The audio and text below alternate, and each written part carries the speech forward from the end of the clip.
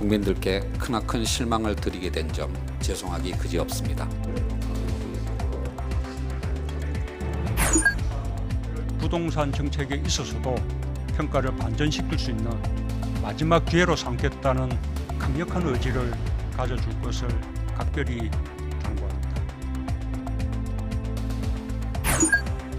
취득심사 강화, 토지 과세에 대한 강화, 그리고 담보대출 제한 등을 강력하게 시행해 나가고자 합니다.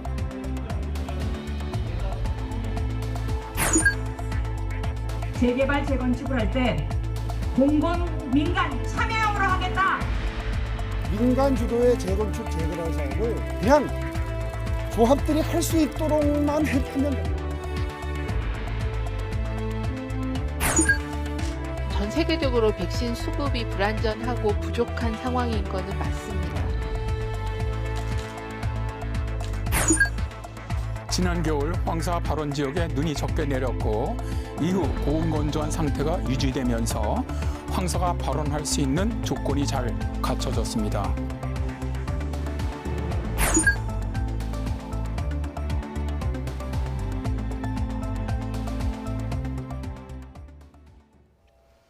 시청자 여러분 안녕하십니까? YTN 뉴스나이트 시작합니다.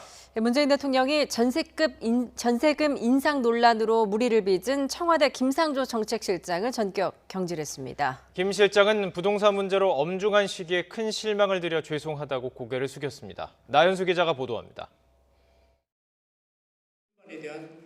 문재인 대통령이 김상조 청와대 정책실장을 전격 경질했습니다. 김 전 실장은 지난해 임대보증금 인상폭을 5%로 제한한 임대차 3법 시행 직전 본인 소유 서울 청담동 아파트 보증금을 14.1% 올린 사실이 확인돼 물의를 빚었습니다. 자신이 전세든 아파트 보증금 역시 오른 데다 올린 금액도 시세보다 저렴했다고 해명했지만 결국 오전 일찍 문 대통령에게 직접 사의를 밝힌 것으로 전해졌습니다. 국민들께 크나큰 실망을 드리게 된 점 죄송하기 그지없습니다. 부동산 정책을 차질 없이 추진할 수 있도록 빨리 자리를 물러나는 것이 대통령님을 모신 비서로서 해야 할 마지막 역할이라고 생각했습니다. 문 대통령은 앞서 지난해 검찰개혁 갈등 당시에는 김 전 실장의 사의를 한 차례 반려했지만 이번에는 즉각 수용했습니다.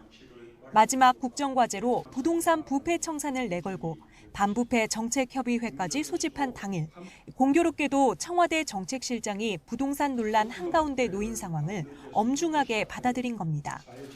후임에는 이호승 경제수석을 임명했습니다. 집권 후반기 경제 활력을 회복하고 또 포용 국가 실현 등 국정과제를 성공적으로 완수할 적임자입니다. 더불어민주당은 김 실장 경질이 당연한 조치라고 논평했지만 국민의힘은 선거를 앞둔 꼬리 자르기라고 평가절하했습니다. 선거가 아니었으면 이렇게 빨리 경질했을까 싶을 정도입니다. 재벌 저격수라더니 사실상 세입자 저격수였던 셈입니다. 당장 오후에 열린 반부패 정책협의회에는 이호승 신임 정책실장이 실장 자격으로 참석했고 대신 경제수석이 공석이 됐습니다. 국토부 장관에 이어 청와대 정책실장도 부동산 논란으로 불미스럽게 낙마하게 됐습니다. 투기 규제에 힘을 실을수록 부동산 늪에 깊이 빠져드는 상황에 청와대도 당혹감을 감추지 못하고 있습니다. YTN 나연수입니다. 문재인 대통령은 부동산 투기 근절을 위한 반부패 회의를 주재하고 지휘 고하는 물론 정치적 유불리를 따지지 않는 철저한 수사를 당부했습니다. 정부는 부동산 부패를 발본색원하기 위해서 특별수사본부를 2배로 확대하기로 하고 검찰청마다 전담팀을 설치해서 수사에 대거 투입하기로 했습니다. 차정윤 기자입니다. 김상조 전 정책실장의 경질 직후 열린 청와대 반부패 정책협의회에서 문재인 대통령은 국민의 분노와 질책을 먼저 언급했습니다. 이번 LH 투기 사건이 공정에 대한 국민의 기대를 무너뜨렸고 공직사회 전체의 신뢰를 깨트렸다는 겁니다. 문 대통령은 질책을 엄중하게 받아들인다면서도 이를 부동산 부패 청산 동력으로 삼아달라고 공직사회에 강조했습니다. 지금을 우리 정부가 부동산 정책에 있어서도 평가를 반전시킬 수 있는 마지막 기회로 삼겠다는 강력한 의지를 가져줄 것을 각별히 당부합니다. 우선 문 대통령은 지위 고하, 정치적 유불리를 따지지 않는 성역 없는 수사를 강조했습니다. 아울러 모든 공직자는 재산 등록 제도를 의무화하고 불공정 거래 감시기구인 부동산 거래 분석원도 조속히 출범시키겠다고 약속했습니다. 정부도 곧바로 대책을 발표했습니다. 우선 LH 수사를 지휘하는 특수본을 2배로 늘리고 검찰청에도 전담 수사팀을 설치해 검사와 수사관 500명 이상을 투입하기로 했습니다. 부동산 부패 관련 송치 사건과 검찰 자체 첩보로 수집된 6대 중대 범죄는 직접 수사하도록 하겠습니다. 투기 비리를 저지른 공직자는 전원 구속 수사를 원칙으로 하고 법정 최고형을 구형하기로 했습니다. 또 부동산 범죄 수익은 전액 환수하는 것은 물론 투기로 얻은 부당이득은 최대 5배까지 환수하겠다고 밝혔습니다. 문 대통령은 이번 대책을 부동산 정책에 대한 평가를 반전시킬 수 있는 기회라고 언급했습니다. 그만큼 이번 LH 사건에 대한 국민적 분노를 심각하게 받아들이고 있다는 뜻으로도 분석됩니다. YTN 차정은입니다. 전해철 행정안전부 장관의 전 보좌관 가족이 3기 신도시 예정지 땅을 투기했다는 의혹에 대해 경찰이 국토교통부와 경기도청 등을 압수수색했습니다. 부동산 투기 의혹을 받는 대상자는 500여 명을 넘는 등 경찰 수사 규모도 갈수록 커지고 있습니다. 홍민기 기자가 보도합니다. 파란 상자를 든 경찰 수사관들이 경기도청 건물 밖으로 빠져나옵니다. 전해철 행정안전부 장관의 전 보좌관 가족이 3기 신도시 예정지 땅을 투기했다는 의혹과 관련해 경찰이 압수수색에 나선 겁니다. 오늘 프레스 작업 이루어지지 않았습니까? 어때요? 남부청 합동사고가 무료로 주겠습니다. 국토교통부와 경남 진주 LH 본사, 안산시청도 압수수색 대상에 올랐습니다. 앞서 한 시민단체는 전 장관의 전 지역보좌관 부인 A씨를 경찰에 고발했습니다. 3기 신도시 발표 전 A씨가 내부 정보를 이용해 안산시 장상지구 토지를 매입했다는 겁니다. 1,500제곱미터를 넘는 해당 토지는 송전탑을 끼고 있어서 농지로서 가치는 적은 것으로 알려졌습니다. 택지계획 발표 이전과 비교해 시세는 2배 넘게 올랐습니다. 2년 전하고는 한 2배가량 이렇게 상승이 됐다고 보면 되죠. A씨가 대출까지 받으며 이런 땅을 사들인 것은 내부 정보를 활용한 전형적인 땅 투기라는 의혹이 불거진 겁니다. 이에 대해 전 장관 측은 투기 목적의 부동산 매입이라고 단정할 수 없다고 반박했습니다. 이런 가운데 경기남부경찰청은 지난 19일부터 열흘 넘게 LH 전 현직 직원을 불러 조사하고 있습니다. 앞서 여러 차례 압수수색을 통해 확보한 압수물을 충분히 분석한 뒤 구속영장 신청을 검토한다는 방침입니다. 경찰의 부동산 투기 수사 규모는 갈수록 커지고 있습니다. 경찰 합동수사본부가 내사 혹은 수사하고 있는 부동산 투기 사건은 110건, 대상자는 500명을 넘었습니다. 서울경찰청은 추가로 수도권 공무원 1명과 공공기관 임직원 5명에 대해 투기 혐의가 있다고 판단하고 수사에 나섰다고 밝혔습니다.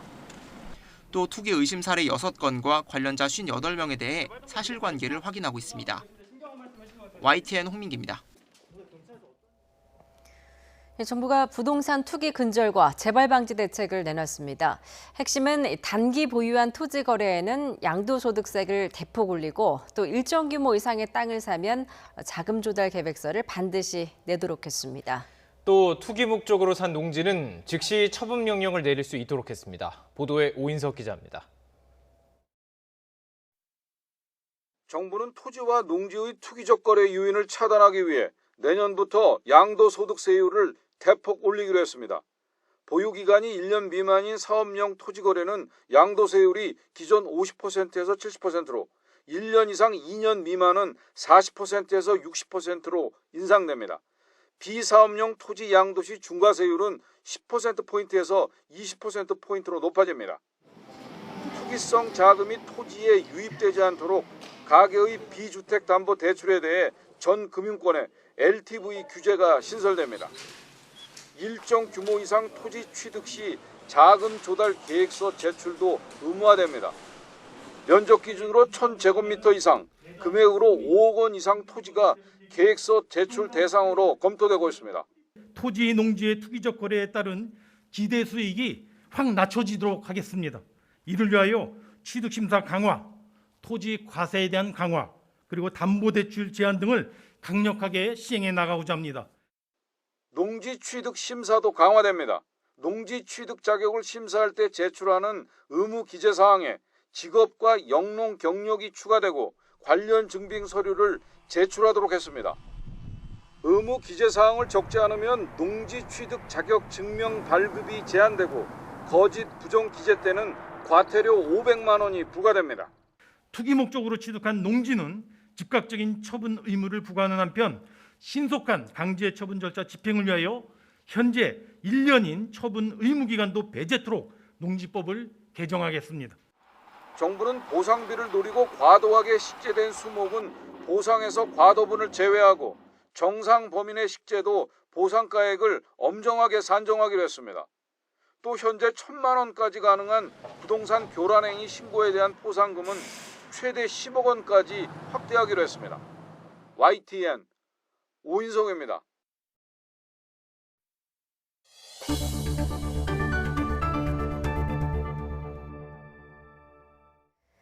부동산 이슈가 이번 서울시장 보궐선거의 최대 이슈로 떠오른 가운데 여야 후보 모두 규제 완화 공약을 쏟아내고 있습니다.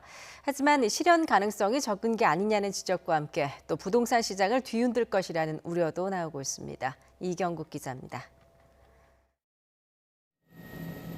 규제 일변도였던 문재인 정부의 부동산 정책 실패로 발생한 심각한 전세난과 집값 상승. 이를 의식해 먼저 규제 완화 목소리를 낸 건 국민의힘 오세훈 서울시장 후보였습니다. 일찍이 한강변 아파트에 35층 층고 제한을 완화하겠다고 밝힌 데 이어 당선 후 일주일 안에 도시계획위원회를 열어 각종 규제를 풀겠다고도 선언했습니다. 민간 주도의 재개발, 재건축, 용적률 상향 등으로 주택을 공급한다는 겁니다. 대상지로 언급된 목동과 상계동, 여의도와 강남 등의 집값은 벌써 들썩이고 있습니다. 원인을 알게 되면 해법은 그냥 자연스럽게 나오는 거죠. 민간 주도의 재건축, 재개발 사업을 그냥 조합들이 할 수 있도록만 하면 됩니다. 공공주택을 강조해온 민주당 박영선 서울시장 후보도 동참했습니다. 오 후보와 마찬가지로 층고 제한 완화를 시사한 데 이어 강남 재개발, 재건축의 경우에도 공공주도 형태를 고집하진 않을 것이라고 밝혔습니다. 공공주도가 한쪽으로 너무 방점이 찍히다 보면 주민들의 의견이 완전히 수렴되지 못하는 경우가 있습니다. 재개발, 재건축을 할 때 공공민간 참여형으로 하겠다. 두 후보 모두 규제 완화 경쟁에 뛰어들며 부동산 정책의 뚜렷한 차이는 점점 희미해지고 있습니다. 하지만 부동산 정책과 세제 관련 권한이 중앙정부에 있는 만큼 시장의 힘만으로 정책을 고치긴 힘들다는 분석이 나옵니다. 각 후보가 가진 한계점도 명확합니다. 민주당이 구청장과 시의회를 장악한 상태에서 오 후보는 커다란 반발을 마주할 가능성이 크고 반대로 여당 소속인 박 후보는 정부의 기조에서 벗어나 정책을 밀어붙이긴 쉽지 않을 것으로 보입니다. 앞다퉈건에 든 규제 완화 개발 계획에 집값이 또 요동치는 것 아니냐는 우려도 있습니다. 선거를 코앞에 두고 표심 잡기에 급급해 과도한 개발 기대감만 부추겨선 안 된다는 지적이 나오는 이유입니다. YTN 이경국입니다. 국민의힘 오세훈 후보에게 있어서 가장 곤혹스러운 부분은 서울 내곡동 땅 보상 문제일 겁니다. 더불어민주당은 오 후보가 시장 시절 보금자리 주택 지정에 영향력을 행사한 게 아니냐며 총공세를 펼치고 있고 오 후보는 개입한 것이 전혀 없을 뿐만 아니라 지구 지정에 대해 알지 못했다라고 맞서는 상황입니다. 김주영 기자가 쟁점들을 정리해봤습니다. 서울시장 선거에 있어 가장 큰 논란거리는 국민의힘 오세훈 후보의 서울 내곡동 땅 보상 문제입니다. 오 후보가 서울시장 시절 아내의 땅이 보금자리 주택 부지로 포함되면서 보상금 36억여 원을 받았는데 이를 둘러싸고 여러 논란이 불거졌습니다. 일단 오세훈 후보가 해당 땅이 보금자리 주택에 포함되는 것을 알았느냐가 중요한 쟁점입니다. 오 후보는 당시 사업이 주택국장 정결 사항이라 전혀 몰랐다는 입장이고 그 절차는 저는 현직 시장이지만 전혀 몰랐습니다. 왜냐하면 이건 주택국장 전결 사항이었기 때문입니다. 민주당은 수천 세대가 들어가는 중요 사업을 시장이 몰랐다는 것은 말이 안 된다고 반박하고 있습니다. 40만 평 이상의 그린벨트를 해제하고 9,500세대의 아파트가 들어서는 대규모 주택 개발 사업을 지구 선정 이후에 보고되었다는 해명이 가당키나 합니까? 해명 과정에서 오 후보는 땅의 존재를 몰랐다고 밝혔다가 사업 진행을 몰랐다는 취지라고 정정하면서 논란을 자초하기도 했습니다.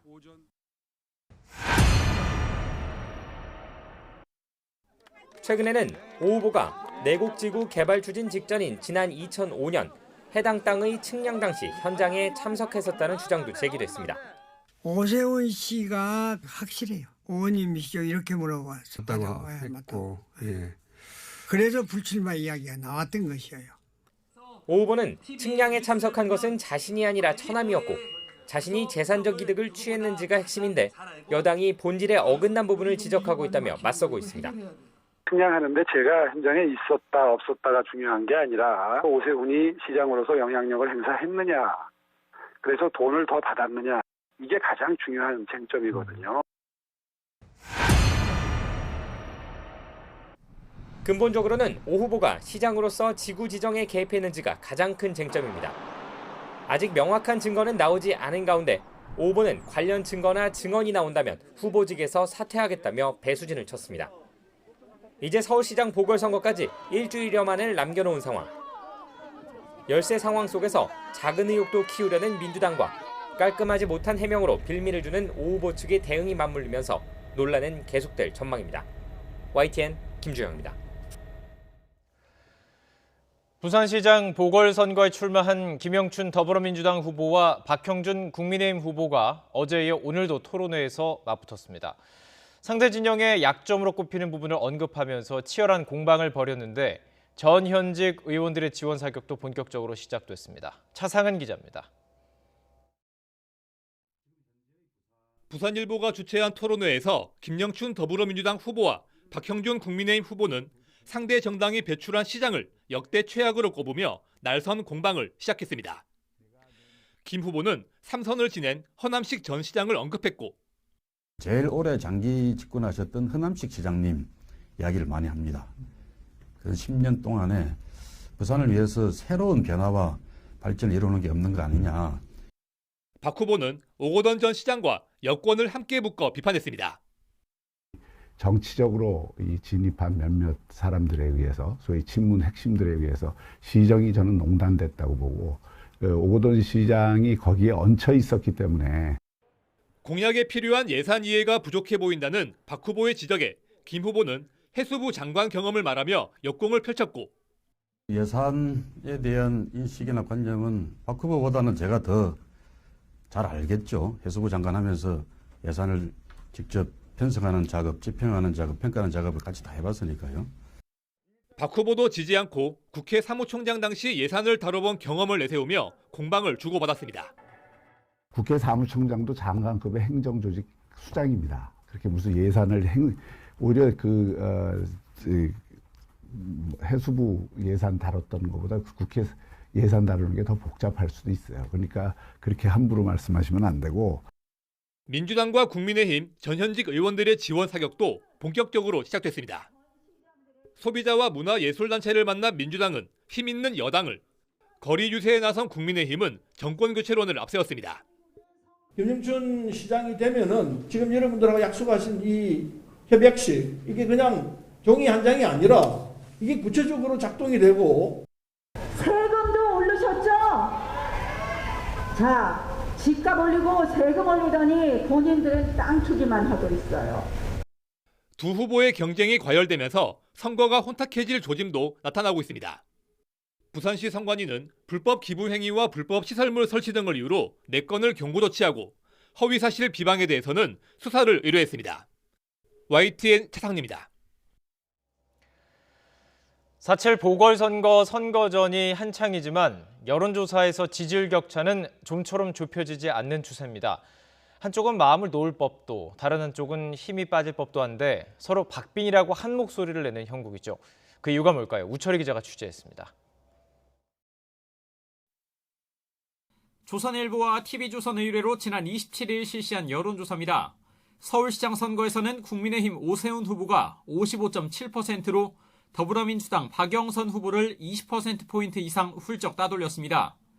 부산시장 선거에서도 국민의힘 박형준 후보가 48.2%를 기록해 26%에 그친 민주당 김영춘 후보를 역시 크게 앞섰습니다.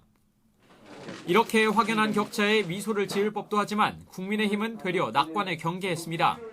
특히 오세훈 후보는 여론조사는 별 의미가 없다면서 결국 누가 더 조직력이 강하냐의 싸움이라고 강조했습니다. 저는 15% 차이 난다, 20% 가까이 차이 난다 하는 말 전혀 믿지 않습니다. 지지율이 좀 앞선다고 해서 절대 쉽게 생각하면 안 된다는 점을. 서울시 자치구를 대부분 민주당이 장악하고 있고 보궐선거가 휴일이 아니라는 점을 우려하는 겁니다. 오세훈 후보는 과거 서울시장 선거 그리고 종로구 국회의원 선거에서도 여론조사와 다른 결과를 받아든 적이 있습니다. 민주당은 국민의힘과는 다른 의미에서 박빙의 승부가 될 것이라고 강조하고 있습니다. 여론조사를 본 지지층이 어차피 질 선거로 보고 투표장에 나오지 않을 것을 우려하는 겁니다. 이낙연 상임선거대책위원장은 적어도 서울만큼은 박빙 승부가 될 것이라면서 아직 포기는 이르다고 언급했습니다. 나름의 여론조사의 과학적 분석도 있고요. 과거 선거의 전례도 있고 하기 때문에 3% 이내에서 승부가 갈릴 것이다. 민주당은 1대1 구도에서 적극 지지층이 모두 투표장에 나온다면 여론조사에서 나타난 격차도 뒤집을 수 있다는 판단 아래 지지층 결집을 시도하고 있습니다. 국민의힘, 특히 오세훈 후보 본인으로서는 여론조사상 앞서다가 실제 결과가 달라진 악몽을, 민주당으로서는 역전의 영광을 잊지 않고 있는 만큼 양측 모두 선거 막판까지 경계와 희망의 끈을 놓지 않을 것으로 보입니다. YTN 우철입니다. 더불어민주당 윤호중 의원이 국민의힘 오세훈 서울시장 후보를 쓰레기라고 부르는 등 유세 과정에서 막말 논란이 잇따르자 민주당 지도부가 자제를 요청했습니다. 김태년 당대표 직무대행은 아침 회의에서 철저한 검증을 강조하면서도 다만 국민에게 상처를 줄 수 있는 과도한 표현은 자제해야 한다면서 품격 있는 언어로 남은 기간 선거운동에 임해달라고 당부했습니다. 국민의힘 춘천, 철원, 화천 양구갑 당협위원장인 김진태 전 의원이 더불어민주당 박영선 후보를 현대판 민비라고 표현해 논란이 일고 있습니다. 김 전 의원은 SNS를 통해서 민주당이 서울 거주 중국 화교들에게 투표를 독려하고 있다며 박영선 후보는 집은 일본에, 투표는 중국인의 도움을 받느냐며 이같이 밝혔습니다.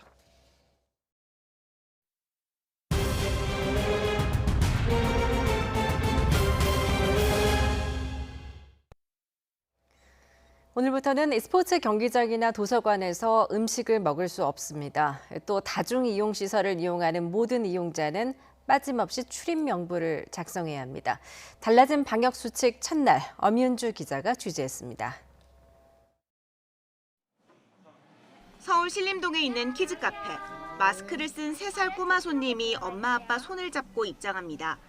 체온 측정과 손 닦기는 기본. 업체 측에서 꼼꼼하게 방역수칙을 안내합니다. 들어가서 마스크 바깥에도 벗으면 안 돼요. 이용자 간 거리 두기를 위해 부모들을 위한 대기 장소에도 책상 간 거리를 1m 이상 띄워놨습니다. 별도의 식사 공간까지 따로 마련했습니다. 아이가 우선적이니까 또 그걸 또 이어나가는 게 좀 낫지 않나. 좀 풀어지면 아무래도 다시 또 높아지고 하니까 좀 불안하죠, 많이. 업주는 방역수칙을 잘 지킬 테니 최대 8명까지 가능한 인원 제한을 조금이라도 풀어달라고 호소합니다. 특별히 어린이집에서 이렇게 단체로 오는 경우에도 저희가 영업을 못하고 있어서 되게 인원 제한 때문에 굉장히 힘들고 있습니다. 그래서 현실적인 인원 제한을 좀 풀어주셨으면 하는 생각이고. 어딜 가든 작성해야 했던 출입명부. 이젠 일행 가운데 한 명만 이름을 적는 건 허용되지 않습니다. 앞으로는 모든 출입자가 전자출입명부나 간편전화 체크인을 이용해 출입명부를 써야 합니다. 뭐 일일이 적어야 되고 이렇게 발열 체크해야 되고 불편한 건 있지만 좋아진다면 앞으로가 좋아진다면 그 정도는 좀 참을 수 있다는 생각이 들어요. 하지만 시간이 오래 걸린다는 불평도 있어서 업주는 진땀을 뺄 수밖에 없습니다. 다른 곳은 왜 몇 명 이렇게 이런 식으로 가능한데 왜 여기는 안 되냐 이렇게 따지시는 고객님들도 참 많고요. 또 그것 때문에 그냥 돌아가시는 분들도 상당히 있었어요.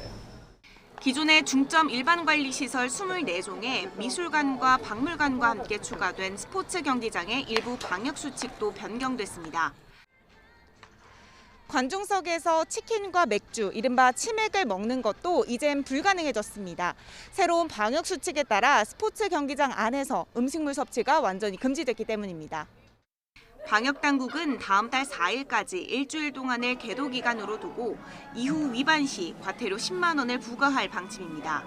YTN 엄현주입니다. 다음 달부터 일반 국민들을 대상으로 한 코로나19 백신 접종이 본격화하는 가운데 정부가 백신 수급이 불안정하고 부족한 것은 맞다고 인정했습니다.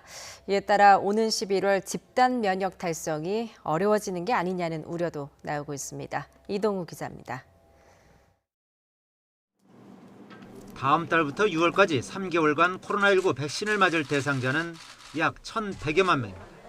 다음 달 1일부터 고위험군인 75세 이상 고령층을 비롯해 64세 이하 만성질환자와 경찰, 소방관, 군인 등 필수 인력, 항공 승무원도 순차적으로 접종을 받습니다. 하지만 백신 수급 불안정성은 더욱 커지고 있습니다. 세계의 백신 공장으로 불리는 인도가 내수 공급을 위해 수출을 일시 중단하고 노바백스 백신은 원재료 부족으로 공급이 지연되고 있습니다. 전 세계적으로 백신 수급이 불안전하고 부족한 상황인 거는 맞습니다. 그래서 우리도 범정부적인 그런 역량을 동원해서 백신을 조기에 확보하는 노력을 모든 부처가 다 함께 하고 있는 상황입니다. 2분기부터 순차적으로 도입하기로 한 얀센과 노바백스, 모더나 백신도 공급 일정을 정하지 못하는 등 도입 계획에 차질이 빚어지고 있습니다. 얀센, 노바백스, 모더나에 대해서는 아직 그 회사에서 백신에 대한 공급 일정 등을 확정 짓지는 못했습니다. 정부는 당초 백신 공동구매 프로젝트인 코백스 퍼실리티를 통해 아스트라제네카 백신 34만 5천 명분을 이달 말에 들여올 계획이었지만 4월 셋째 주로 미뤄졌습니다. 물량 자체도 21만 6천 명분으로 당초 계획보다 12만 9천 명분이나 줄었습니다. 당국은 저소득 국가에 배분하려던 인도 생산 물량의 공급 일정이 지연됨에 따라 코백스가 모든 참여국에게 상반기에 백신을 공급한다는 방침에 따른 것이라고 설명했습니다. 이처럼 백신 수급이 불안한 상황에서 세계가 백신 도입 전쟁을 벌이는 변수 등을 고려하면 정부가 제시한 11월 집단 면역 달성이 어려워지는 것 아니냐는 우려도 나오고 있습니다. YTN 이동우입니다. 만 75세 이상 고령자들에 대한 코로나19 백신 접종을 앞두고 망설이시는 분들 많으실 텐데요. 방역 당국과 전문가들은 특별히 피해야 하는 질환이 없다며 나이가 많고 또 기저질환이 있을수록 백신을 맞아야 한다고 강조했습니다. 박홍구 기자입니다. 국내 코로나19 확진자 가운데 80세 이상은 전체 확진자의 4.6%에 불과하지만 사망자는 절반 이상인 55%를 차지하고 있습니다. 코로나19가 고령자에게 그만큼 치명적이라는 얘기입니다. 따라서 전문가들은 고령자일수록 백신을 맞아야 하며 만성질환이나 기저질환이 있다면 백신으로 인한 이익이 더 크다고 강조했습니다. 기저질환 같은 경우에도 여러 종류가 있고 상태도 굉장히 다양하실 텐데요. 고혈압, 당뇨병 같은 단순 만성질환을 가지신 분들과 그다음에 건강하신 어르신들께서는 백신 접종의 이익을 가장 많이 보실 수 있는 분들이고요. 더구나 고령층은 젊은 층과 비교해 백신을 맞았을 때 예방 효과는 비슷한데 발열이나 근육통 같은 이상 반응은 오히려 더 적은 것으로 나타났습니다. 지난 한 달 동안 백신 접종 후 이상 반응 신고 사례를 보면 20대가 45%로 가장 많았고 30대, 40대 순이었으며 60대는 4%에 불과했습니다. 어르신들의 경우에 지금 이상 반응이 더 높다라는 근거는 없고 예방할 수 있는 효과는 젊은 사람하고 비교해봐서 특별하게 떨어지지 않고. 다만 기저질환이 있다면 백신 접종 당일에 몸 상태를 좋게 유지해야 하며 발열 등 이상 반응이 나타날 경우 적극적으로 약을 복용하는 게 좋다고 전문가들은 조언했습니다. 방역당국은 다음 달 1일부터 75살 이상 어르신에 대한 화이자 백신 접종을 앞두고 접종 동의 여부를 조사하고 있습니다. 절반 이상에 대해 조사가 이뤄진 가운데 현재까지 접종 동의율은 86%로 파악됐습니다. 접종에 동의한 어르신에게는 전화나 문자 메시지 등을 통해 접종 일정이 통보될 예정입니다. YTN 박홍구입니다. 정부가 코로나19 백신 접종 예약 정보를 스마트폰에서 편리하게 확인할 수 있는 서비스를 내놨습니다. 네이버나 카카오톡과 같은 익숙한 채널을 통해서 접종 날짜와 주의사항을 안내받을 수 있습니다. 구수봉 기자입니다. 다음 달부터 75세 이상 고령자를 시작으로 코로나19 백신 접종이 확대됩니다. 접종 날짜부터 유의사항까지 일일이 다 챙기기가 쉽지 않은데 정부가 이를 돕기 위해 국민비서 서비스를 개통했습니다. 읍면동 공무원을 통해 접종을 예약하면서 국민비서 알림을 신청하면 네이버나 카카오톡, 토스 가운데 원하는 앱으로 알림을 받을 수 있습니다.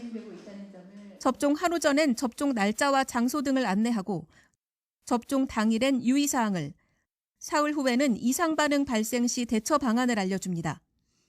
2차 접종 3주 전에는 사전 예약을 안내하고 2차 접종도 접종 전날과 당일, 사흘 후까지 알림을 받을 수 있습니다. 이런 식으로 접종이 모두 끝날 때까지 7번에 걸쳐 관련 정보를 안내합니다. 적어도 백신 접종을 받을 때 그 시기나 장소 또 필요한 사항을 놓치지 않을 거다라고 생각을 하고 전 국민의 접종을 훨씬 더 수월하게 편리하게 할 수 있다라고 생각을 하고 있습니다. 코로나19 백신 접종뿐만 아니라 교통 범칙금이나 과태료, 운전면허 갱신, 건강검진일 알림 등 자주 이용하는 행정정보 7가지도 마찬가지로 알림을 통해 안내받고 곧장 납부까지 할 수 있습니다. 행정안전부는 국민 의견을 반영해 기능을 개선하고 제공 정보도 30종 추가해 편의성을 높여나갈 계획입니다. YTN 구수본입니다. 부산에서 오늘 유흥업소와 관련해 27명이 코로나19에 추가 감염되는 등 46명이 신규 확진 판정을 받았습니다. 유흥업소 관련 추가 확진자가 종사자 5명, 이용자 15명, 접촉자 7명으로 지난주부터 나온 누적 환자가 83명입니다. 부산광역시는 그제와 어제 집중 점검을 벌여 방역수칙을 위반한 유흥주점 10개 업소에 2주간 집합금지 행정명령을 내리고 과태료 처분도 진행하고 있습니다. 기존 코로나19보다 전파력이 더 센 것으로 알려진 변이 바이러스 주요 3종 감염자가 40명 늘어서 모두 289명 확인됐습니다. 40명 가운데 영국발 변이 감염자가 38명으로 가장 많고 남아프리카 공화국 변이 감염자가 2명입니다. 특히 40명 중 22명이 국내 감염 사례로 해외 유입 사례보다 많았습니다. 코로나19 여파로 운영에 제약을 받아온 소상공인에게 오늘부터 4번째 재난지원금이 지급되기 시작했습니다. 이번 지원은 여건이 어려운 사람에게 더 지원한다는 원칙으로 매출에 따라 기준이 세분화됐습니다. 조영선 기자가 보도합니다. 4차 재난지원금인 버팀목 자금 플러스 지급이 시작됐습니다. 소상공인 385만 명에게 돌아갈 돈은 모두 6조 7천억 원입니다. 이번에 가장 크게 바뀐 점은 지급 기준을 매출에 뒀다는 겁니다. 노래방처럼 집합금지가 된 곳은 적용기간 6주를 기준으로 액수가 나뉘지만 영업시간을 줄여야 했던 영업제한 업종은 매출이 감소한 곳만 대상이 됩니다. 앞서 매출이 늘어도 영업제한 업종이라는 이유로 지원금이 지급됐다는 지적이 반영됐습니다. 일반 업종은 매출이 줄어든 정도에 따라 100만 원에서 300만 원까지 차등 지급됩니다. 경영위기 업종에 해당하지 않는 일반 업종의 매출액 한도는 10억 원 이하로 기준이 낮아졌고 직원이 5명 미만이어야 한다는 상시 근로자 수 기준이 없어져 지급 대상이 넓어졌습니다. 과거엔 한 명당 사업체 한 곳만 지원했지만 이번엔 최대 4곳으로 바꿔 더 넓게 지원하기로 했습니다. 버팀목 자금 플러스는 지난 1월 11일부터 지급한 소상공인 버팀목 자금의 후속 지원금으로 기존 지원 방식의 사각지대를 최소화하여 보다 넓고 두텁게 지원받을 수 있도록 준비하였습니다. 4차 지원 첫날에는 사업자 등록번호 끝자리 홀수, 둘째 날에는 짝수, 그 이후로는 구분 없이 모두 신청할 수 있습니다. 이번에 지원 대상에 새로 포함된 1인 다수사업체 해당자의 경우에는 다음 달 1일부터 신청할 수 있습니다. YTN 조용성입니다. 강력한 황사가 우리나라를 강타했습니다. 스모그까지 겹치면서 전국 대기질이 최악의 상황이었습니다. 김진두 기자가 보도합니다. 하늘에서 내려다본 도심이 짙은 먼지에 잠겨 있습니다. 하늘로 시선을 돌리면 금세 희뿌연 먼지에 막혀버립니다. 중국 베이징을 강타한 황사가 서해를 건너 우리나라로 유입된 것입니다. 강원 북부를 제외한 전국에 황사 경보가 내려졌고 미세먼지 최고 농도는 1348 마이크로그램까지 치솟았습니다. 일단 활동하기도 불편하고요. 눈도 뻑뻑하고 활동 끝나면 피부도 되게 전 같지가 않아서 되게 불편해요. 몇 년째 주춤했던 봄 황사가 올해는 다시 잦아지고 있습니다. 주요 발원지인 몽골 고비 사막과 중국 내몽골 고온이 바짝 메말랐기 때문입니다. 지난 겨울 황사 발원 지역에 눈이 적게 내렸고 이후 고온 건조한 상태가 유지되면서 황사가 발원할 수 있는 조건이 잘 갖춰졌습니다. 특히 저기압이 통과한 이에 북서풍이 부는 날씨가 나타나며 황사가 예년보다는 자주 심하게 영향을 주고 있습니다. 여기에 스모그까지 가세하며 대기질은 그야말로 최악이었습니다. 전국 대부분 지방에 초미세먼지 주의보가 내려졌고 영남에는 경보가 발령됐습니다. 황사와 초미세먼지는 내일 농도가 조금 옅어질 것으로 보입니다. 하지만 서해안과 남부지방은 황사특보가 계속되고 서울 등 서쪽 지방은 초미세먼지도 당분간 나쁨 단계를 유지할 것으로 전망됩니다. YTN 김진우입니다. 이렇게 공기의 질이 안 좋을 때 가장 고생스러운 건 바깥에서 일하는 노동자들이죠. 마스크를 써도 소용없는 상황에 가래약을 챙겨 먹으면서 일하는 경우도 있었습니다. 박희재 기자가 취재했습니다.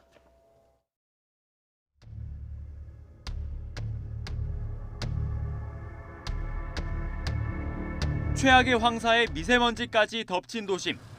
잿빛 물감을 덧칠한 듯 침침한 하늘 아래 퀵서비스 기사들은 새벽부터 배송 업무에 여념이 없습니다. 두어 시간 지나자 보건용 마스크를 꼈는데도 목이 따끔거립니다. 자꾸 가래가 생겨나 약도 챙겼습니다. 물건 쓰고 마스크 쓰고 그래도 마스크가 시커머지게 되고 목에 가래가 끓고 그러면 내가 갖고 다니는 약을 한 포씩 이렇게 먹고 이렇게 또 물을 갖고 다니는데 여느 때와 다름없이 문을 연 코로나19 야외 선별진료소. 이쪽 와주세요. 이쪽. 신분증 있으세요? 지금 시간 이곳에서는 미세먼지와 초미세먼지가 매우 나쁨 수준을 보이는 가운데 이 검사를 받기 위해 대기줄이 만들어지면서 직원들은 야외에서 코로나19 검사와 또 안내 업무를 이어가고 있습니다. 직원들 모두 보호복을 입고 마스크도 꼈지만 탁한 공기 속에 일하다 보면 몸이 더욱 무거워집니다. 마스크 하나에 의지해야 하는 공원 관리원들도 힘들기는 마찬가지입니다. 널브러진 나뭇가지를 치우고 잡초를 정리하고 평소에도 먼지가 많이 날리는 일인데 이렇게 미세먼지가 심한 날이면 목도 아프고 머리까지 띵해집니다. 목이 좀 칼칼하고 눈이 좀 따가워요. 그리고 이렇게 건조하다 보니까 목이 많이 말라서 물을 많이 섭취해야 되는데 미세먼지가 많으면 어쩔 수 없어요. 바깥에서 일하는 사람들은. 황사 경보까지 내려지자 수도권 지자체들은 먼지 발생이 많은 야외 일터를 중심으로 현장 점검을 진행했습니다. 특히 공사 현장에서는 대형 트럭 운행을 한시적으로 중단해달라고 권고했습니다. 비산먼지가 많이 발생돼서 미세먼지 영향을 주기 때문에 그런 데를 조업 단축을 시키고 또 이렇게 발생되지 않도록 살수 행위를 하는 등의 조치를 지금 점검하고 있습니다. 또 살수 차량을 투입해 먼지가 많이 쌓이는 도로 갓길을 중심으로 미세먼지 저감 작업을 벌였습니다. 황사가 이어지면 추가로 살수 작업을 벌일 계획입니다. YTN 박희재입니다.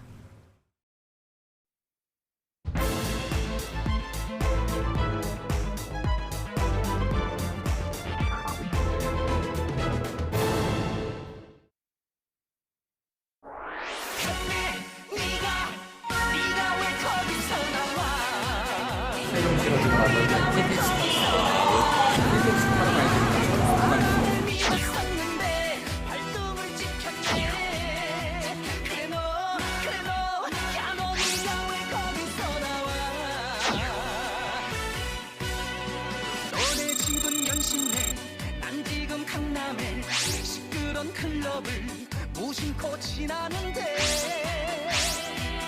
이게 누구십니까? 국민들께 크나큰 실망을 드리게 된 점 죄송하기 그지없습니다.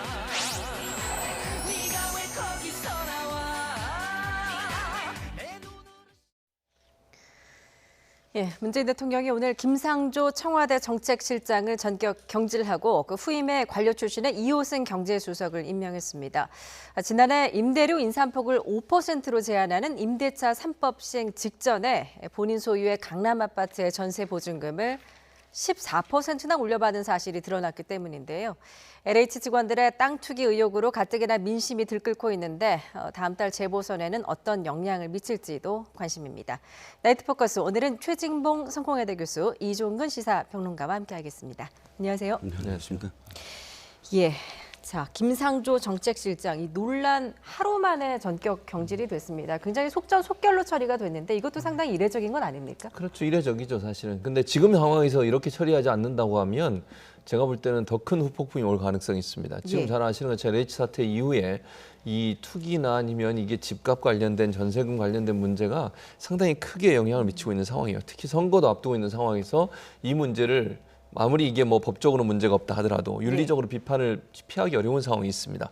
본인이 정책을 주도하고 있는 분인데 결국 이틀 전에, 그러니까 시행되기 이틀 전에 그 원래 규정보다 더 많은 퍼센테이지로 전세금을 올린 거 아니겠습니까? 그럼 뭐 법적으로는 아무리 문제가 없다 하더라도 윤리적으로 비판을 받을 수밖에 없고 이게 선거 기간에 뜨거운 이슈가 돼버리면 결국 민주당에도 상당히 부정적인 영향을 미칠 가능성이 있다. 그런 여러 가지 분들이 고려가 돼서 즉각적인 결정을 했다고 보여지고요. 그만큼 또 현재 그 성남 민심 이런 부분들이 청와대에서 좀 심각하게 듣고 있다, 보고 있다. 이걸 반증하는 그런 결정이었다 이렇게 볼 수 있을 것 같습니다. 그렇군요. 김상조 정책실장의 해명은 자신이 전세든 보증금도 역시 올랐기 때문에 자신의 아파트의 전세금도 올릴 수밖에 없었다라고 해명을 하고 있는데 이에 대해서는 어떻게 생각하십니까? 일단 지금 국민들이 다 분노할 수밖에 없는 건 그런 해명들이 사실은 이치에 닿지 않아서입니다. 말씀하셨듯이 지금 김상조 정책실장은 임대인이자 임차인이에요. 즉 자신이 지금 그 금호동에 전세로 살고 있고 또 자신이 소유하는 집을 지금 이 청담동에 소유하는 집에 전세를 주고 있는데 문제는 이겁니다. 임대차 3법이라는 건 임차인들을 보호하는 법이잖아요. 근데 그것을 5%밖에 이제 못 올리게 만드는 건데 시행하기 바로 직전, 그러니까 그 법이 만들어지고 통과되기 바로 이틀 전에 1억 2천만 원이나, 즉 14.1%나 임대인으로서 임차인에게 그걸 올립니다. 그런데 이유는 뭐냐면 내가 살고 있는 집이, 그러니까 이 전세로 살고 있는 집이 갑자기 올렸기 때문이다라고 대답을 하는데 보니까 5천만 원밖에 안 올린 거예요. 5억에서 5억 5천만 원. 근데 5천만 원이면 이쪽도 5천만 원만 올렸다면 이해가 되죠. 왜냐하면 그 5천만 원을 이렇게 해서 전세로 올린 것을 그대로 이제 주면 되니까. 근데 여기는 1억 2천만 원을 올린 거예요. 그럼 7천만 원이라는 돈은 왜 필요했는가요? 왜 올렸느냐? 그러니까 답은 한 가지밖에 없죠. 5%밖에 이제는 못 올리니까 이제 충분히 올려놔야 되겠다라는 그런 생각밖에 없다라고 이해할 수밖에 없지 않겠습니까? 그리고 또 한 가지는 그래서 목돈이 필요했다라고 얘기를 하는데 자, 예금이 벌써 굉장히 많은 예금을 또 이 은행에 갖고 계세요. 본인 명의 예금만 9억여 원을 재산 신고를 했더라고요. 그렇죠. 부인까지 포함하면 작년 7월이니까 2019년 그 12월 달에 신고된 액수로만 16억 정도의 현금 보유를 갖고 있었어요. 2019년도에. 그러니까 충분히 이 전세 보증금이 올려달라고 한 액수를 초과해서 갖고 있었는데 그렇다면 그 이유도 해당하지 않거든요. 그렇기 때문에 이건 딱 한 가지 이유밖에 없다. 즉 자신이 위반했다기보다는 자신이 정책으로 만든 그 법, 그 임차인을 보호하는 법에 위배돼서 그 임차인한테 더 돈을 받을 수 있는 시간은 이거밖에 없다 하고 그 시간을 노려서 세입자에게 돈을 올려서 받아버린 것이다. 사익을 취한 것이다라는 비난을 받을 수밖에 그렇군요. 이 청와대 고위 관계자는 이제 어젯밤에 김상조 실장이 유영민 대통령 비서실장의 사임의 뜻을 전했고 또 오늘 아침에 대통령에게 직접 사임 의사를 밝혔다라고 설명을 했는데요. 김상조 정책실장의 목소리 직접 들어보겠습니다. 부동산 투기 근절을 위해 총력을 기울여야 할 이 엄중한 시점에 국민들께 크나큰 실망을 드리게 된 점 죄송하기 그지없습니다. 청와대 정책실을 재정비하여 이사 대책 등 부동산 정책을 차질 없이 추진할 수 있도록 빨리 자리를 물러나는 것이 대통령님을 모신 비서로서 해야 할 마지막 역할이라고 생각했습니다. 예, 사실 정책실장이라는 자리가 부동산 정책의 큰 그림을 그리는 그런 자리 아닙니까? 그런데 이제 본인의 부동산 문제로 이렇게 전격 경질이 됐고, 사실 그동안 경실련 등 시민단체에서는 부동산 정책 실패 책임을 지고 진작에 물러나라라고 했었습니다. 그때마다 청와대는 별로 반응을 보이지 않았거든요. 이번에는 아무래도 선거를 좀 앞두고 있기 때문에 속전속결로 처리했다 이렇게 봐야 될까요? 그런 부분도 있고요. 예. 또 부동산 민심이라는 게 그때와 지금 완전히 다릅니다. 부동산 관련된 민심이 정말로 그 하늘을 찌를 듯이 높은 상황이에요. 이런 상황에서 이걸 머뭇머무리하는 것은 전혀 바람직하지 않다고 봅니다. 저는 대통령의 결단이 정말 잘된 거라고 봐요. 이거 만약에요, 오늘 안 하고 내일 모레까지 밀다가 또 야당이 공격하고 언론에서 보도하고 이러면서 문제가 더 심각해지면 이게 훨씬 더 큰 문제로 발전할 수 있습니다. 물론 법적으로 문제 없어요. 제가 말씀드린 것처럼 뭐 또 본인은 억울하다는 생각이 들 수도 있겠죠. 그러나 그럼에도 불구하고 지금의 이 상황에서 김상조 실장의 저런 태도는 어떤 형태로든 이해되기 어려운 부분이 분명히 있습니다. 그래서 저는 청와대가 즉각적으로 사의를 표명한 걸 받아들이는 건 참 잘했다고 생각해요. 만약에 이게 차일피일 미뤄지게 되면 그 자체가 엄청난 후폭풍으로 다가올 수 있는 상황입니다. 그런 여러 가지 상황들이 고려됐다고 보고요. 뭐 그 전의 상황에서 뭐 그때도 사실 경신련이나 일부 시민사회단체도 사실은 김상조 실장에서 부정적인 의견을 갖고 있는 부분 분명히 있었어요. 그러나 그 당시에는 이제 정책의 일관성 이런 문제에서 그냥 넘어갔지만 지금 상황은 그때 상황과 완전히 다르다. 그러니까 여론이나 아니면 부동산 관련된 문제와 연관돼 있어서는 상당히 심각한 상황이기 때문에 이 문제가 결국은 즉각적인 반응을 하지 않으면 상당히 큰 부담으로 다가올 수밖에 없는 상황을 본인도 느꼈을 것이고요. 그래서 사의를 표명했다고 저는 보고 대통령도 그런 차원에서 사의를 수용한 것을 이해할 수 있을 것 같습니다. 예, 김상조 실장 사실 시민단체 출신이고 재벌 저격수였습니다. 그리고 친서민의 이미지를 표방하고 있었고요. 그동안 이제 부동산 규제를 좀 주도해온 인물이었기 때문에 이번 논란이 더 서민들한테는 크게 느껴질 것 같습니다. 어떻게 보십니까? 네, 그렇습니다. 김상조 정책실장이 공정거래위원장으로 이번 정부에서 발탁이 돼서 지금까지 정책실장까지 가게 된 가장 큰 이유가 참여연대에서의 활동, 그 활동으로 사실 명성이 굉장히 컸죠. 이 핀셋, 그러니까 재벌들, 우리나라 대기업의 문제점을 그 시민단체에서부터 그 적시하고 그것을 해법을 제시하고 하면서 굉장히 명성이 높았고, 그다음에 그 공정거래위원장에 취임하면서 취임 일성이 을의 눈물을 닦아주겠다라는 그런 표현이었어요. 그래서 갑질 문화를 개선하겠다. 그럴 정도로 사실은 그 을이라는 갑을 관계, 우리나라의 어떤 갑을 관계에 있어서 부동산도 마찬가지고 그 세입자의 어떤 서름, 뭐 이것들을 이 규제로서, 그러니까 그 임대인들이라든지 혹은 투기를 하는 사람들을 규제함으로써 세입자의 눈물을 닦아주겠다라는 그런 의미로서의 부동산 정책을 펴왔다라고 할 수가 있는데, 지금 도리어 세간에서는 재벌 저격수가 아니라 세입자 저격수가 된 게 아니냐라는 지금 비판을 받으면서 자신의 친정이라고 할 수 있는 참여연대 역시 오늘 성명을 발표하고 분노할 수밖에 없다라고 이야기를 할 정도로 지금 실망감이 지금 굉장히 큰 상태입니다. 예, 지금 부동산 민심이 굉장히 흉흉한데 지금 전세 세입자들의 상대적 박탈감도 굉장히 클 것 같다 이런 생각이 듭니다. 자, 다음 달 재보선에 과연 어떤 영향을 미칠까 이번 이슈가요? 어떻게 보십니까? 저는 이게 즉각적인 청와대에서 경지를 발표했기 때문에 그다지 크게 영향을 미칠 가능성은 낮다고 봅니다. 뭐 전혀 영향이 있느냐 없느냐 이렇게 물어보신다면 뭐 일정 부분 영향을 미칠 가능성도 있겠죠. 그러나 지금 상황에서 이렇게 빠른 시간 안에 김상조 실장이 문제를 파악하고 본인이 사의를 표명한 것, 그리고 하루 만에 경지를 결정한 것, 이런 부분은 사실 일정 부분 그 영향력을 차단하기 위한 하나의 방법이 된다고 볼 수 있기 때문에 제가 볼 때는 선거에 그렇게 크게 영향을 미칠 요소로 작용할 가능성은 없다고 봅니다. 예, 선거에 영향을 그다지 미치지 않을 것이다라고 분석을 하셨는데 어떻게 같은 생각이십니까? 이번 선거만이 아니라 사실은 이 정부의 레임덕의 가장 큰 결정타가 될 것이다라고 생각을 해요.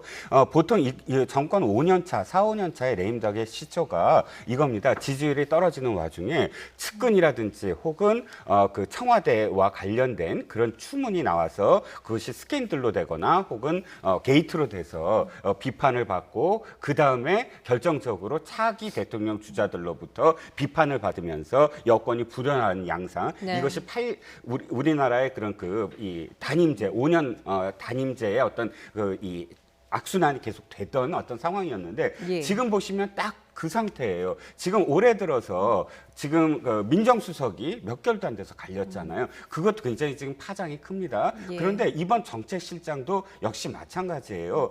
이전에 장하성 실장도 지금 주중대서로 가 있지만 당시에 강남에 꼭 살 필요 없다라는 표현으로 굉장히 그때 반향이 컸거든요. 그 자신은 강남에 살면서 그런 표현을 해서 굉장히 이중적이 아니냐. 그것에 대한 마음의 어떤 좀 상처가 국민들한테는 있었어요. 그런데 이번에 김상조 실장이 변창흠 국토부 장관에 이어서 부동산 정책을 완전히 위반하고 그것을 책임져야 될 그런 주무부처의 장관과 그다음에 그것을 뒷받침할 청와대의 최고위 지금 이 실장이 이런 어떤 이 부동산과 관련된 일을 직접적으로 이렇게 이 정부에 타격을 입힌 것이거든요. 그럼 물론 빨리 대처는 했지만 그러나 국민들의 지금 실망감과 분노는 가장 큰 게 뭐냐면 앞으로 부동산 정책에 대한 신뢰도가 완전히 떨어졌다는 거예요. 무엇을 하든지 거기에 대한 어떤 이 동력이 있을 수 있겠는가. 국민들은 아마도 그다음부터는 3기 신도시부터 다시 원점에서 재점검을 해라. 이번 정부에서 안 해도 된다. 다음 정부에서 해라. 이런 목소리가 앞으로 커질 거라는 것. 그게 가장 우려되는 점이죠. 저는 일단 그 부분에 동의를 안 하는데요. 레임덕 얘기를 하셨는데 레임덕 얘기하면서 뭐 게이트가 생기고 게이트로 불법적인 비리가 드러나게 되면 그게 이제 레임덕으로 갈 거다. 근데 지금이 딱 그 상황이라는데 거긴 동의할 수 없어요, 저는.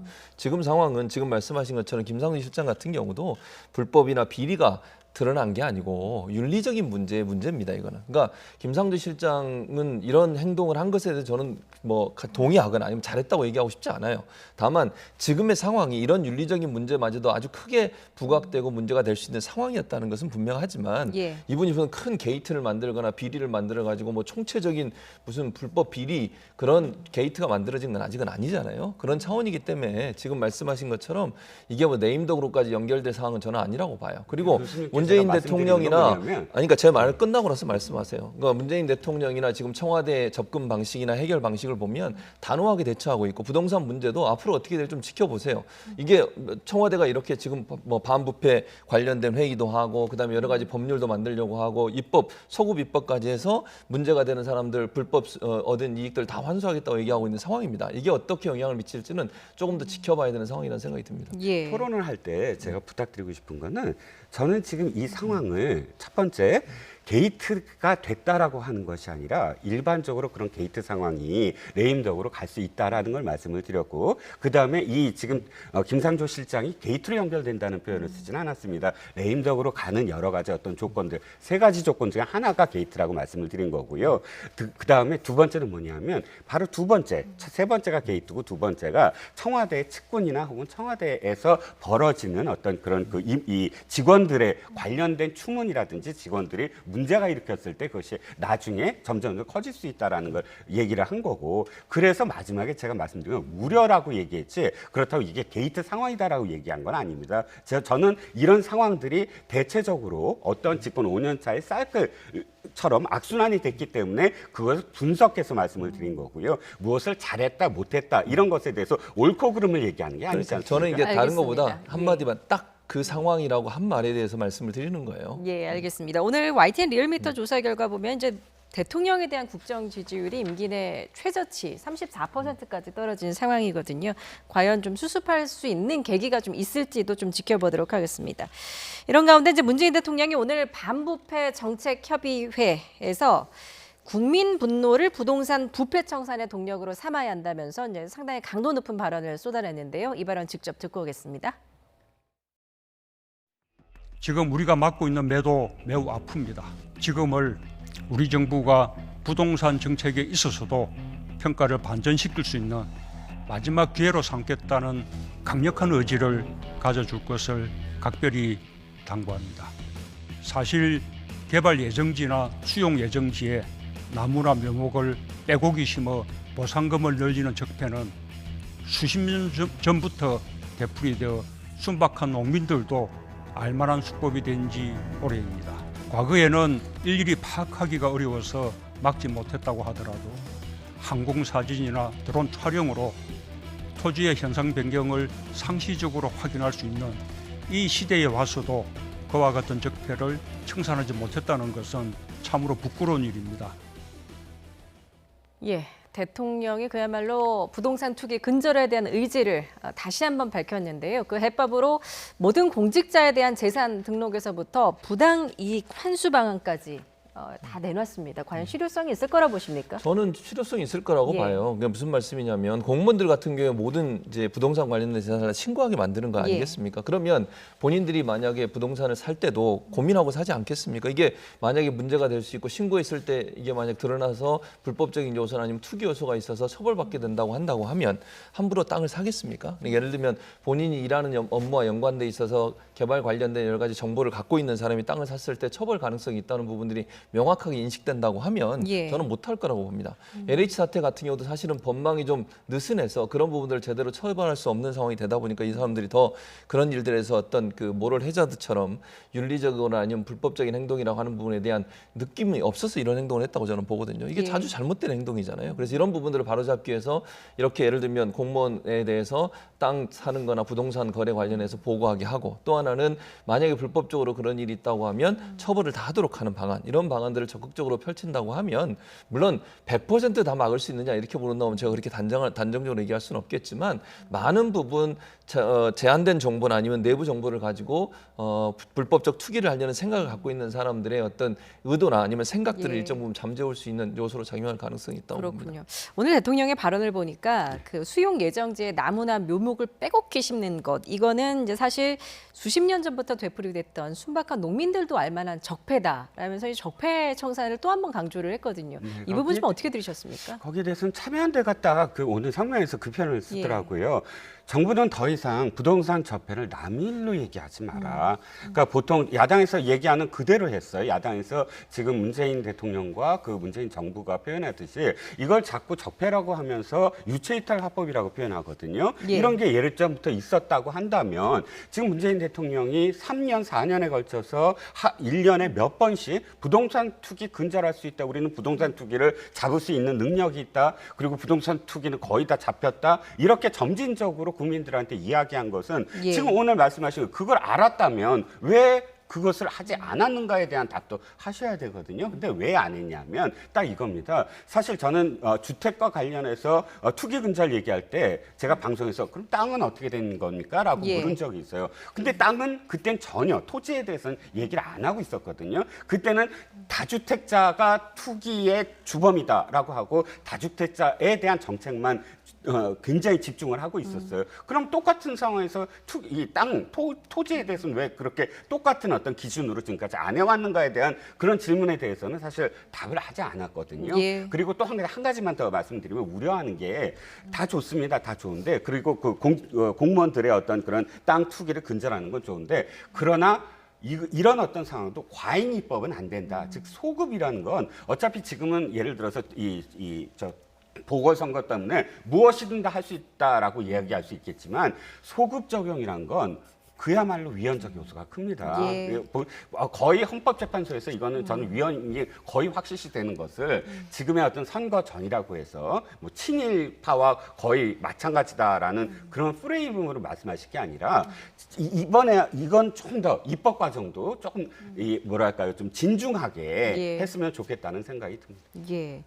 자, 지금 LH 땅 투기 의혹과 관련해서 지난 한 달간 이제 경찰 특별수사본부가 수사를 벌여왔었는데 그동안 구속자가 한 명도 없었다. 그래서 수사가 좀 미진했다라는 지적이 있었는데요. 조금 전 들어온 속보에 의하면 업무상 얻은 정보로 전철역 예정지 근처에 부동산을 사들인 의혹을 받는 경기 포천시청 공무원에 대해서 법원이 증거인멸 우려가 있다면서 구속영장을 발부했다. 이런 속보가 들어왔습니다. 이로써 박 씨는 이제 LH 직원들의 땅 투기 의혹으로 출범한 정부 합동특별수사본부의 첫 구속 사례가 됐습니다. 이와 또 별개로 오늘 정부가 이 LH 땅 투기 의혹과 관련해서 수사 인력을 좀 대폭 확대하겠다. 그리고 검찰청의 부동산 투기 사범 수사팀을 설치하겠다. 이런 계획도 발표를 했거든요. 네.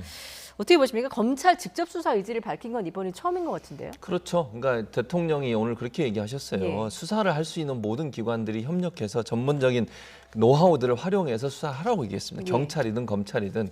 그래서 국무총리가 이 부분을 좀 더 구체적으로 얘기했는데 지금 말씀하신 것처럼 정부 합동특별수사본부의 인원수를 2배로 확대해라. 1,500명 이상으로 개편을 하고 예. 43개 검찰청의 부동산 투기 사원 전담 수사팀을 편성을 하라고 그랬습니다. 그리고 검사와 수사관 500명 이상이 투입되도록 하겠다고 얘기를 했는데 저는 이렇게 모든 수사기관이 할 수 있는 모든 역량을 다 동원해야 된다고 생각해요. 예. 지금 상황에서 빠른 시간 안에 이 비리들을 다 밝혀내지 않으면 국민들은 정말 이 비리가 제대로 처리됐다고 믿지 않습니다. 그렇다고 하면 수사를 할 수 있는 기관들이 뭐 검찰이든 경찰이든 할 수 있는 범위 내에서 최대한 역량을 발휘해서 이런 비리를 갖고 있는 사람들을 다 밝히는 게 필요하다고 보고요. 예. 그것이 사실 현재 국민들이 정부에게 바라고 있는 바람이기도 해요. 그 바람을 충분히 충족시켜 줄 수 있는 그런 차원의 접근이 저는 필요하다고 보고 아까는 제가 시간이 없어서 말씀을 안 드렸는데 저는 소급 입법도 해야 된다고 봅니다. 예. 물론 소급 입법은 헌법에 위배된다면 하지 말아야 되겠죠. 그러나 그거는 법률적으로 지금 의견이 일단 양분되고 있는 상황이에요. 소급 입법도 추진하고 그래서 헌법재판부에서 안 된다면 어쩔 수 없는 거지만 국민들이 볼 때는요. 과거에 그런 비리를 저질러서 돈을 번 사람들, 불법적으로 돈 번 사람들은 그냥 놔두고 이제 이번에 문제된 사람만 처벌한다는 게 과연 국민들이 받아들일 수 있을까? 민주당이 저는 이런 부분도 같이 추진할 필요가 있다고 생각합니다. 예. 그런데 이제 민주당이 어떤 그 수십 명 규모의 특검을 통해서 부동산 투기 수사를 하겠다고 밝힌 상황에서 지금 2,000명 규모의 수사팀을 확대하겠다고 하는 게 좀 앞뒤가 맞지 않는다는 지적도 있는데 이 부분에 대해서 어떻게 생각하십니까? 아니 그러니까 처음부터 안 맞죠. 처음에 지금 교수님께서 말씀하신 게 너무나 공감이 가는데 사실 그건 국민들이 처음부터 얘기했던 거예요. 온갖 수사기관들이 다 해라. 예. 발본색원해라. 근데 그때는 어떻게 얘기했냐면 무슨 소리냐. 지금 검경 수사권 조정이 다 됐고 지금 국수본이 처음 시작하는데 국수본한테 맡겨야지. 이걸 왜 전체로 다 하느냐. 검찰 가만히 있어라. 국수본이 다 알아서 한다. 그리고 합동조사한다. 그때부터 그러면 대통령이 이렇게 나섰어야죠. 대통령이 전 수사기관 오늘 하실 말씀을 그때 하셨어야 된다는 거예요. 근데 그때는 정부 여당이 어떻게 했습니까? 국수본에 맡긴다, 합동조사한다. 그러다가 그 다음에 특검한다고 그랬어요. 예. 특검은 이제 뭐 물론 몇 개월 걸릴 거예요. 앞으로 4월달에 뭐 해서 입법 과정이 있겠죠. 그러면 지금 국수본에서 뭐 제대로 못하니까 검찰에 맡길 수밖에 없는 거 아니냐라는 이야기를 왜 지금에서 듣느냐는 거예요. 처음부터 그러면 했든지 아니면 일관성 있게 국수본에서 성과를 낼 때까지는 봐야죠. 예. 저는 국수본이 성과를 낼 때까지 보자는 입장이었거든요. 왜? 국수본이 역량을 이번에 보였어야 돼요. 그런데 지금 대통령 말씀이 전체 다 하라라는 건 국수본을 대통령도 못 믿는 상황 아니겠습니까? 그러니까 그렇게 야당이 처음 주장했을 때 검찰한테 해라 했을 때 그럼 하셨어야죠. 전 앞뒤가 안 맞는다라는 말씀이 그래서 저는 타당하다고 근데 생각합니다. 저는 그 말을 한마디 꼭 정정을 해드리고 싶은 것은 제 주장입니다. 이거는 예. 대통령이 국수본을 믿지 못한다. 이건 아니라고 봐요. 국수본이든 검찰이든 함께 최대한 빠른 시간 안에 문제를 해결하라는 것이지 국수본의 현재 수사 내용을 대통령이 믿지 못해서 검찰이 함께하라 이런 의도는 저는 아니라고 보고요. 예. 국수본이든 검찰이든 모든 수사 능력을 다 동원해서 빨리 이 문제를 해결하라는 의도로 저는 말씀했다고 봅니다. 예, 지금 선거를 앞두고 여권에서는 이제 민심 달래기에 좀 나서고 있는 것 같습니다. 오늘 홍익표 민주당 정책위의장이 부동산 실수요자를 위한 대출 규제를 완화하겠다 이렇게 밝혔는데 이미 집값이 지금 오를 대로 오른 상황이거든요. 지금 대출 규제 완화 카드가 과연 민심 달래기를 할 수 있을까요? 어떻게 보세요? 대출 규제 완화만이 아니죠. 박영선 후보가 지금 요 한 이틀 사이에 내놓는 어떤 모든 정책들은 사실 지금 국민의힘에서 계속 주장했던 것들이에요. 대출 규제 완화해라. 그러니까 규제 위주의 회초리 위주의 정책이 좀 잘못됐다. 예. 3년 동안 얘기했던 것이거든요. 그리고 지금 박영선 후보가 35층 규제도 풀겠다. 재개발, 재건축 민간이 하겠다. 이거 지금 사실 공공이 하겠다라고 지난주에 완전히 차별화되게 지금까지 부동산 정책을 얘기했는데 하나씩 전부 다 지금 야당이 지금 주장했던 것들을 그대로 지금 다 수용을 한다. 3년 동안 안 했다가 갑자기 수용하고 본 건 확실히 선거가 필요하구나. 선거가 있어야만 뭔가 정책이 바뀌는구나라는 걸 국민들이 느끼게 만들어준다는 거죠. 예, 어떻게 생각하십니까? 그러니까 저는 이렇게 생각해요. 이거 박영선 후보가 얘기했던 재개발 재건축은 민간만 하는가 이게 차이가 있습니다. 지금 오해하시면 안 되는 것 중에 오세훈 후보는 민간에 모든 걸 맡겨서 시장에 다 맡기자는 것이고요. 박영선 후보가 주장하는 것은 뭐냐면 공공과 민간이 함께 가자는 거예요. 그리고 공공과 민간이 함께 가서 일단 개발 이익이 생기잖아요. 재건축하게 되면 개발 이익이 생기는데 그게 사실은 민간 주도로 그냥 놔두면 그 아파트를 갖고 있는 분하고 개발하는 회사가 그 개발 이익을 다 가져가는 거잖아요. 그건 불공정하다고 보고 그중에 일부를 공공의 이익을 함께 사용하는 부분도 함께 검토하자고 얘기를 한 겁니다. 거기에 차이가 있는 것이고 또 박영선 후보는 먼저 그러면 30년 이상 된 공공 임대 아파트 중심으로 재개발을 먼저 하고 그리고 나서 또 다른 부분도 재개발 하자는 거니까 무작정 그냥 민간 차원에서 시장에 맡겨서 하자고 주장하는 오세훈 후보와 박영선 후보가 얘기하는 재개발 재건축에는 약간 차이가 있다는 점도 분명히 말씀을 드립니다. 예, 과연 부동산 이슈를 둘러싼 민심이 과연 여야 유불리에 어떤 영향을 미칠지 아흘 앞으로 다가온 4.7 재보궐선거날 살펴보도록 하겠습니다. 지금 선거일이 다가올수록 여야의 발언 수위도 점점 높아지고 있는 상황인데요. 어떤 말들이 오가고 있는지 이 부분 직접 들어보겠습니다. 4월 7일 날 쓰레기를 잘 분리수거하셔야 됩니다. 자기가 재개발 계획 승인해놓고 내가 안 했다 이렇게 거짓말하는 후보 쓰레기입니까 아닙니까? 아닙니다. 쓰레기입니다. 아무리 좋게 표현해도 실패한 정부입니다. 실패한 대통령입니다. 주택가격 오르는 건 정말 그거는요. 천추에 남을 큰 대역 죄라고 해도 그거는 과언이 아니에요. 예, 여야의 발언 수위가 이렇게 점점 높아지고 있는데 윤호중 의원의 쓰레기 발언 그리고 오세훈 후보의 대역죄 발언 각각 어떻게 들으셨습니까? 저는 둘 다 부적절하다고 생각해요. 그러니까 비판을 할 수 있습니다. 충분히 비판할 수 있는데 언어 사용을요. 저런 식으로 얘기를 하게 되면 비판의 본래 내용보다는 저 언어에 꽂히게 돼서 사람들한테 부정적 인식을 심어줄 수 있다고 저는 생각해요. 비판할 수 있고 문제점을 지적할 수 있습니다. 의혹도 제기할 수 있습니다. 그러나 그렇다 하더라도 사람에 대해 쓰레기라고 표현하거나 지금 오세훈 후보는 뭐 대역죄 얘기했지만 그거 이외에도 뭐 대통령에 대해서 중증 침해한 자 그 얘기 계속 또 했지 않습니까? 그 뒤에도. 그래서 이런 부분들은 사실 발언에서는 사용하면 안 되는 용어라고 저는 생각을 해요. 그러니까 충분히 다른 말로도 비판할 수 있고 문제를 제기할 수 있음에도 불구하고 상식적인 선에서 일반 국민들이 반감을 가질 수 있는 용어를 과연 상대방에 대해 쓸 수 있는 거냐. 그리고 특정 질병에 대해서 자꾸 그걸 부각시켜가지고 그 질병을 가진 사람의 비유해서 자꾸 얘기하는 것은요. 그 병을 앓고 있는 분들한테 상당히 큰 아픔을 줄 수도 있습니다. 그런 내용들은 양당 다 여야 다 모두 다가 주의해야 됩니다. 그게 막말 하나 때문에 선거에 엄청난 영향을 미칠 수도 있는 거거든요. 그런 말 한마디를 잘 하지 못하면 결국 선거에도 영향을 미친다는 점을 기억하시고 이런 말들 사용하지 않도록 하는 게 중요하다고 생각을 합니다. 예, 말씀대로 선거전이 치열할수록 이렇게 막말 공방, 네거티브 공방도 점점 심해지는 것 같은데 실제 표심에 어떤 영향을 좀 미칠까요?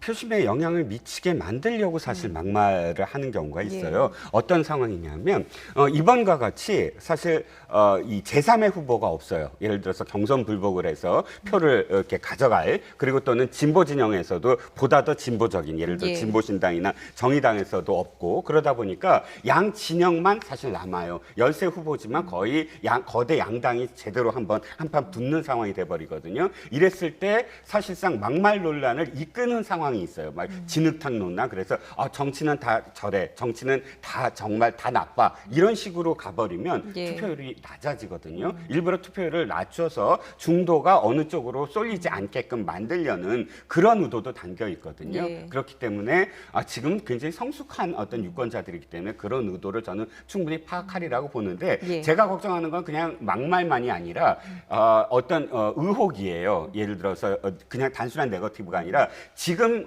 사생활을 폭로한다든지 이런 식으로 지금 시간에 폭로하면 검증이 안 되거든요. 며칠 남지 않았기 때문에 그냥 그대로 잔상 효과, 최신 효과로 남아요. 이런 것들이 보통 끝난 다음에서야 진위가 가려지거든요. 근데 그런 그 상황들이 사실상 선거에 영향을 미치는 경우가 있어서 그것을 굉장히 또 주의해야 되는 어떤 상황인 것 같습니다. 예, 이렇게 이제 여야가 좀 경쟁적으로 막말을 쏟아내고 있는데 각 당에서는 남탓 공방도 이어지고 있습니다.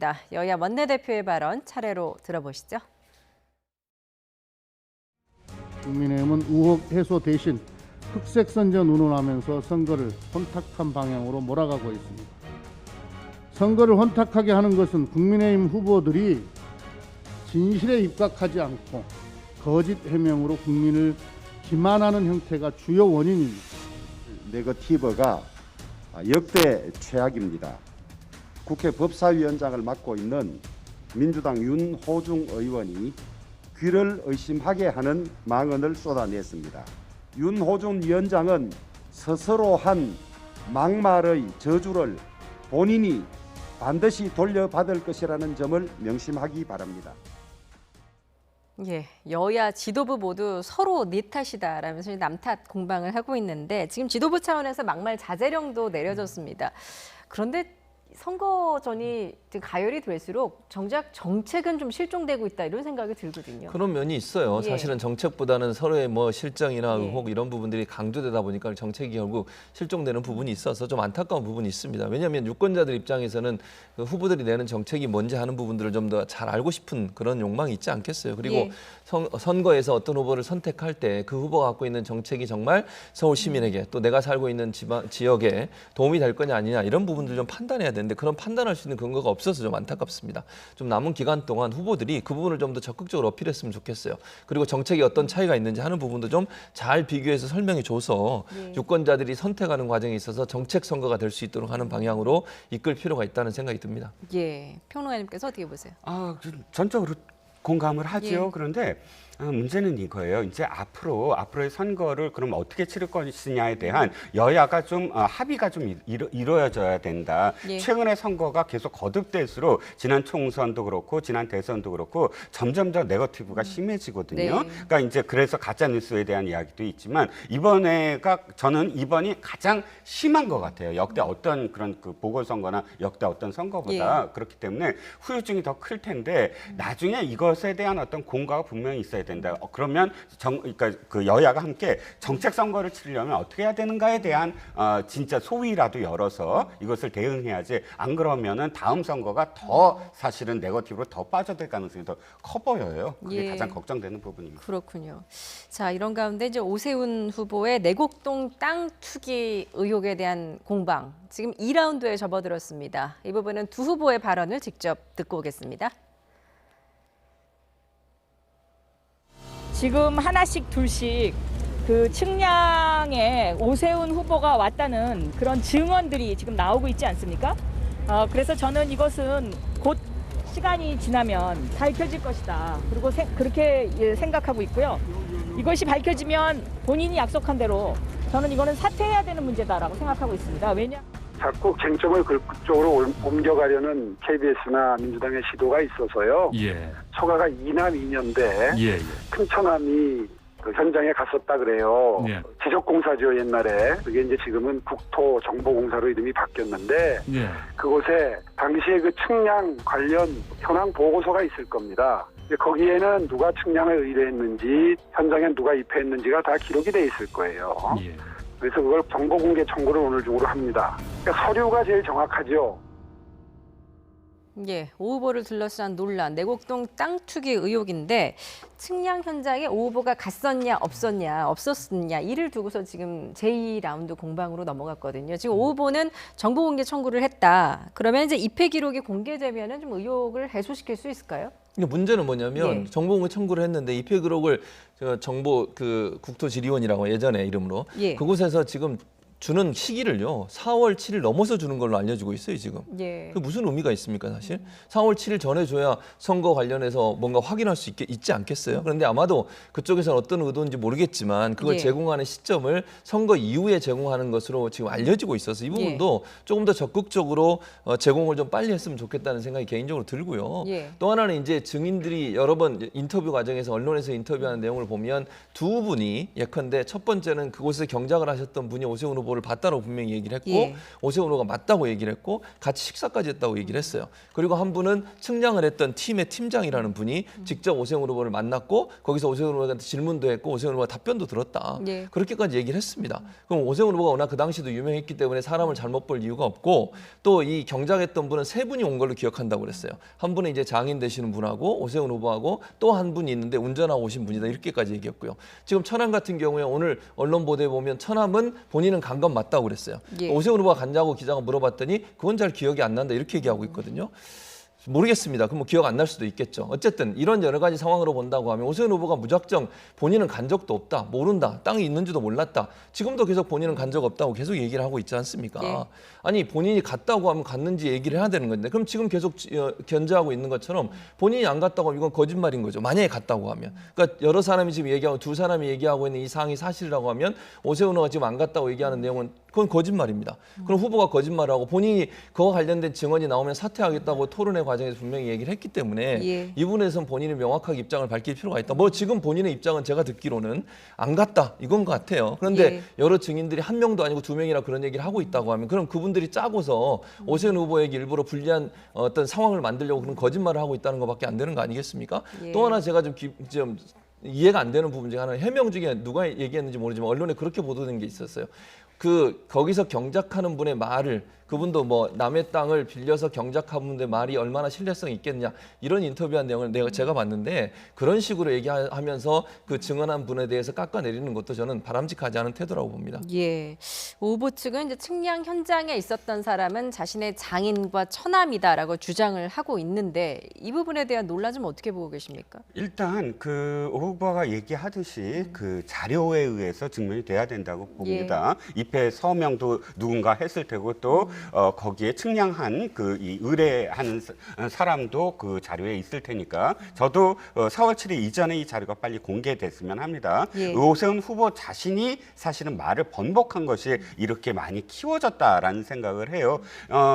지금 이것을 투기 의혹이라고 표현하는데 사실 투기 의혹은 아니죠. 정확하게는 투기라 하면 땅을 이렇게 불법적으로 사거나 불법적인 정보로 매입을 해서 시세 차익을 얻거나 하는 행위인데 이건 1990년에 상속을 받았거든요. 그리고 지구 지정도 이미 사실 이 서류에 또 다 나타나 있지만 지정 자체는 이명박 대통령 때 했지만 이것을 지정하려고 국토부에서 계속 입안하고 그것을 준비했던 것은 노무현 대통령 때 했던 서류가 다 있어요. 그런 상황들 속에서 자신이 땅을 몰랐다라고 얘기하는 거는 그건 사실 번복을 했잖아요. 네. 그 번복하는 것도 잘못됐어요. 사실 제가 보기에는 처음부터 얘기를 제대로 해야죠. 땅을 몰랐다가 아니라 땅이 상속받은 건 알았는데 그 지구에 있는지 몰랐다. 이런 식으로 얘기하는데 어쨌든 이렇게 처음에 일관성이 없다 보니까 신뢰도가 떨어져서 계속 다시 되묻고 하면서 거짓말 논쟁으로 지금 여기까지 오지 않았습니까? 저는 교수님이랑 이번에는 아주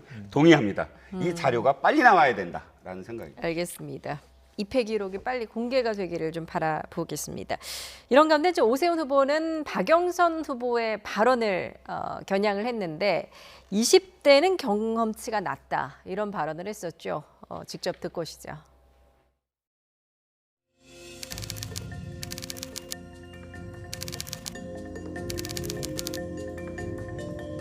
20대, 30대 젊은이들 무섭습니다. 그리고 저 때 20대, 30대 때하고 비교하면 정말 똑똑해요. 그리고 정말 세상 물정도 다 꿰뚫고 있는 것 같아서 야, 우리 때에 비하면 정말 많이 달라졌구나 하는 생각을 하게 되는데.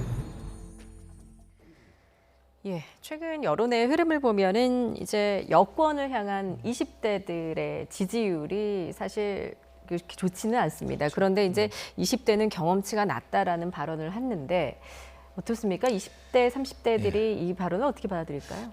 기분 안 좋죠. 예. 그러니까 저는 이런 발언도 주의할 필요가 있다는 생각이 들어요. 그러니까 의도야. 제가 볼 때 뭐 의도는 이런 것 같아요. 20, 30대가 직접 경험한 세대가 아니기 때문에 뭐 이런 의도로 얘기를 하셨는데 예. 그렇다 하더라도 20, 30대는 경험치가 낮다 이런 말 자체가 저는 부족하다 참. 경험치가 부족하다 이런 발언은 저는 부적절하다고 생각합니다. 예. 이게 결국은 20대 입장에서 상당히 기분 나쁘게 들릴 수 있어요. 충분히 저는 그렇다고 보거든요. 그렇지 않아도 민주당이 지금 20대의 지지율이 좀 빠지고 있어서 예. 여러 가지로 어려운 상황이고 20, 30대의 지지를 끌어와야 되는 상황이기 때문에 말 한마디가 너무너무 중요한데 박영선 후보가 뭐 의도야 그렇게 하지 않았다 하더라도 저런 말 자체가 사실은 상당히 크게 영향을 미칠 수 있습니다. 20대가 그렇지 않아도 지지율이 빠지는데 저런 말 한마디가 결국 20대의 지지를 더 많이 빠지게 만드는 요소를 작용할 수 있기 때문에 저는 저 말이 의도야 어쨌든 저렇게 들린 것에 대해서는 사과하고 다시는 저런 표현을 하면 안 돼요. 어떤 형태로든 경험치가 적다, 뭐 부족하다 이런 표현 자체가 불필요한 표현입니다. 저는 그럴 이유가 없다고 저는 생각하기 때문에 박영선 후보가 앞으로 이제 또 후보 캠프에서 일하는 분들도 마찬가지예요. 앞으로 선거운동 하시면서 뭐 세대나 성별이나 이런 부분에 어떤 자극을 할 수 있는 요소의 말들은 삼가해야 됩니다. 그게 한마디 한마디가 결국은 선거 전체에 영향을 미친다는 것을 꼭 기억하시고 말 조심하셔야 된다 이렇게 생각을 합니다. 예, 박영선 후보 측은 이제 본인의 진위가 왜곡이 됐다 이렇게 입장을 펴고 있는데 어떻게 보십니까? 어떻게 좀 영향을 많이 미칠까요? 일단 제가 보니까 서울시장의 보궐이 역대 두 번째더라고요. 예. 한 번밖에 없었어요. 예. 딱 11년 전에 2011년에 박원순 전 시장하고 이렇게 했을 때였는데 당시 나경원 후보하고 박영선 후보가 20대 투표를 봤더니 20대가 박원순 후보를 69% 지지를 했고 나경원 후보를 30% 지지를 했더라고요. 그러면 지금 이 박영선 후보가 얘기했듯이 경험치가 낮아서 그러면은 박원순 후보를 그때 당시에 지지했을까요?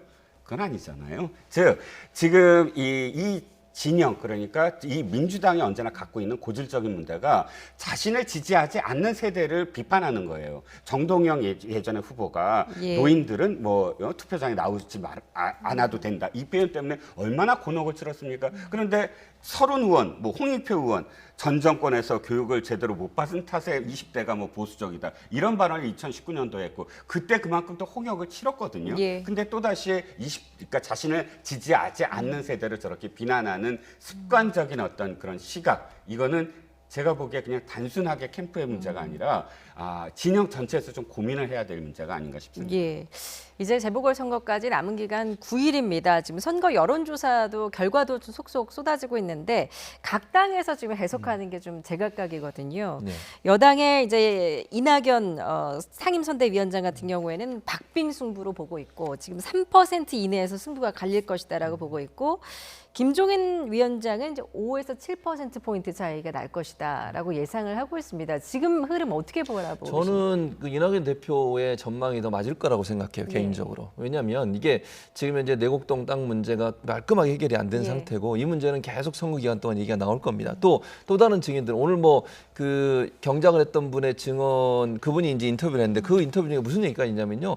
그 얘기 듣고 너무나 화가 난 경작인들이 많다는 거예요. 분명히 자기는 봤는데 오세훈 후보는 간 적이 없다고 이렇게 얘기를 하니까 어떻게 저렇게 거짓말을 하냐면서 본인뿐만 아니라 다른 사람도 또 증언에 나설 가능성이 있다는 얘기까지 하고 있거든요. 그래서 만약에 또 다른 분이 또 증언을 또 나서게 되면 제가 볼 때 일파만파 커질 가능성이 있고 지금 부동산 관련해서 정부가 아주 강력하게 대책을 세우고 있지 않습니까? 이런 부분들이 어느 정도 작용한다고 하면 이 부분도 어느 정도 이제 정부가 적극적으로 나서서 부동산 문제나 투기 문제를 근절시키기 위한 대책을 강력하게 취한다고 하면 떠난 민심도 일정 부분 돌아올 가능성이 있어요. 특히 지금 빠진 부분이 결국은요. 전통적으로 민주당을 지지했던 분들이에요. 그분들이 얼마나 돌아오느냐 문제라고 저는 보는데 그런 차원에서 본다고 하면 선거가 가까워지면 가까워질수록 진영 대결로 가게 될 것이고 정부의 이런 이제 여러 가지 조치들이나 아니면 내곡동 땅 문제가 결합이 되면서 접전으로 갈 가능성이 높아지지 않겠나 이런 생각이 듭니다. 박빙 승부일 것이다. 지금 최근에 나온 여론조사 결과를 보면 이제 오세훈 후보가 굉장히 낙승하는 걸로 나타나고 있거든요. 그렇지만 여야 모두 굉장히 신중한 입장입니다. 어떻게 보세요? 없죠. 예를 들어서 지금 국민의힘 입장에서도 이것이 17%, 18%포인트 차로 이긴다고 정말 생각을 한다면 실제로 투표장에 안 나올 가능성이 더 크거든요. 그러니까 지금은 긴장을 늦추지 않아야 된다라는 그런 이 생각도 있을 테고 실질적으로 저는 김종인 비대위원장의 그 수치가 거의 맞을 거다라는 생각이에요. 7%포인트 차. 자, 왜 그러냐면 딱 이겁니다. 2011년도 다시 말씀드리면 그때가 박원순, 나경원 나경원인데 그때도 지금과 마찬가지로 제3의 후보가 한 명도 없었어요. 즉 딱 그 양 진영이 싸웠어요. 그때 7%포인트 차였어요. 박원순 시장이 후보가 53.40, 나경원 후보가 46.21. 그러니까 딱 7%포인트 차거든요. 이번에도 다른 어떤 제3의 후보 없이 양쪽이 딱 붙었을 때 5%에서 7%포인트 차로 양쪽이 직결하면서 아주 박빙의 승부를 할 것이다라는 생각입니다. 알겠습니다. 오늘 밤에 이제 두 후보가 첫 TV 토론에서 맞붙고 있는데 이 부분도 과연 앞으로의 판세에 어떤 영향을 미칠지 지켜보도록 하겠습니다. 오늘 두 분 말씀 여기까지 듣도록 하겠습니다. 최진봉 성공회대 교수, 이종근 시사평론가와 함께했습니다. 잘 들었습니다.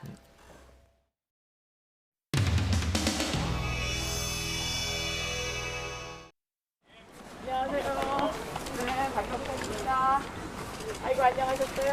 네, 안녕하십니까? 네. 가병선.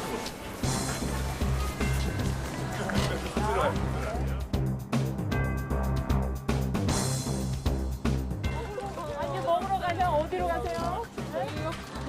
제가 서울시장 되면 뭘 해드리면 좋을까? 네. 제일 바라는 거, 일자리.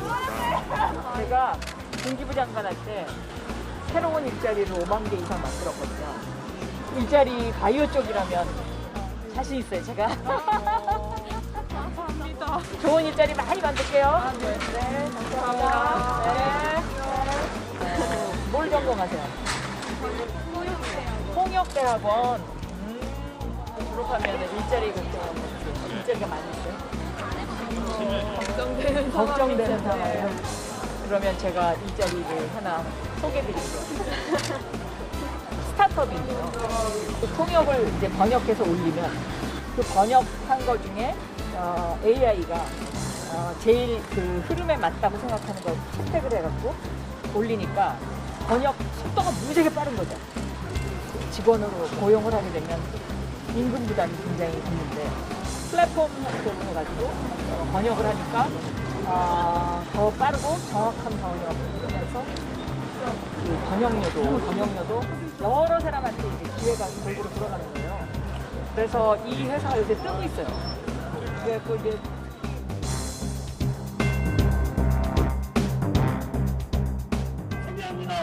자, 여러분, 우리 서울시장 우선을 외쳐주십시오. 저때 20대, 30대 때하고 비교하면 정말 똑똑해요. 그리고 정말 세상 물정도 다 꿰뚫고 있는 것 같아서 영광스럽게도 그 20대가 박영선 후보에 비해서 저를 한 3배 정도 지지해 준다고 하니까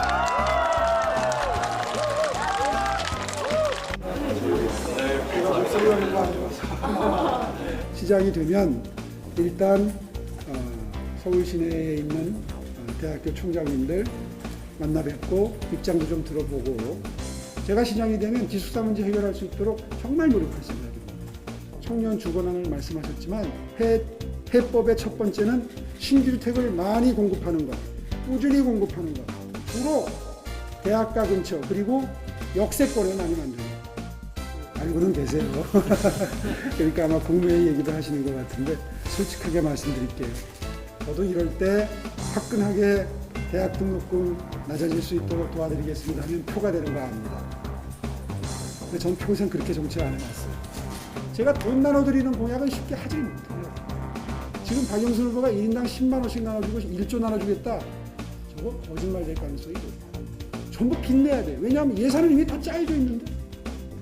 제가 만약에 일을 하게 된다 그러면 정기적으로 그때마다 말씀 듣고 정책에 반영할 수 있도록 그렇게 하겠습니다. 그거 하나만큼은 제가 속 시원하게 약속드릴 수 있습니다. 제가 약속 함부로 안 하는 사람이라는 거 아시죠? 제가 약속 함부로 안 하는 사람이라는 거 아시죠? 제가 약속을 너무 잘 지켜서 망한 사람이라는 것도 아시죠?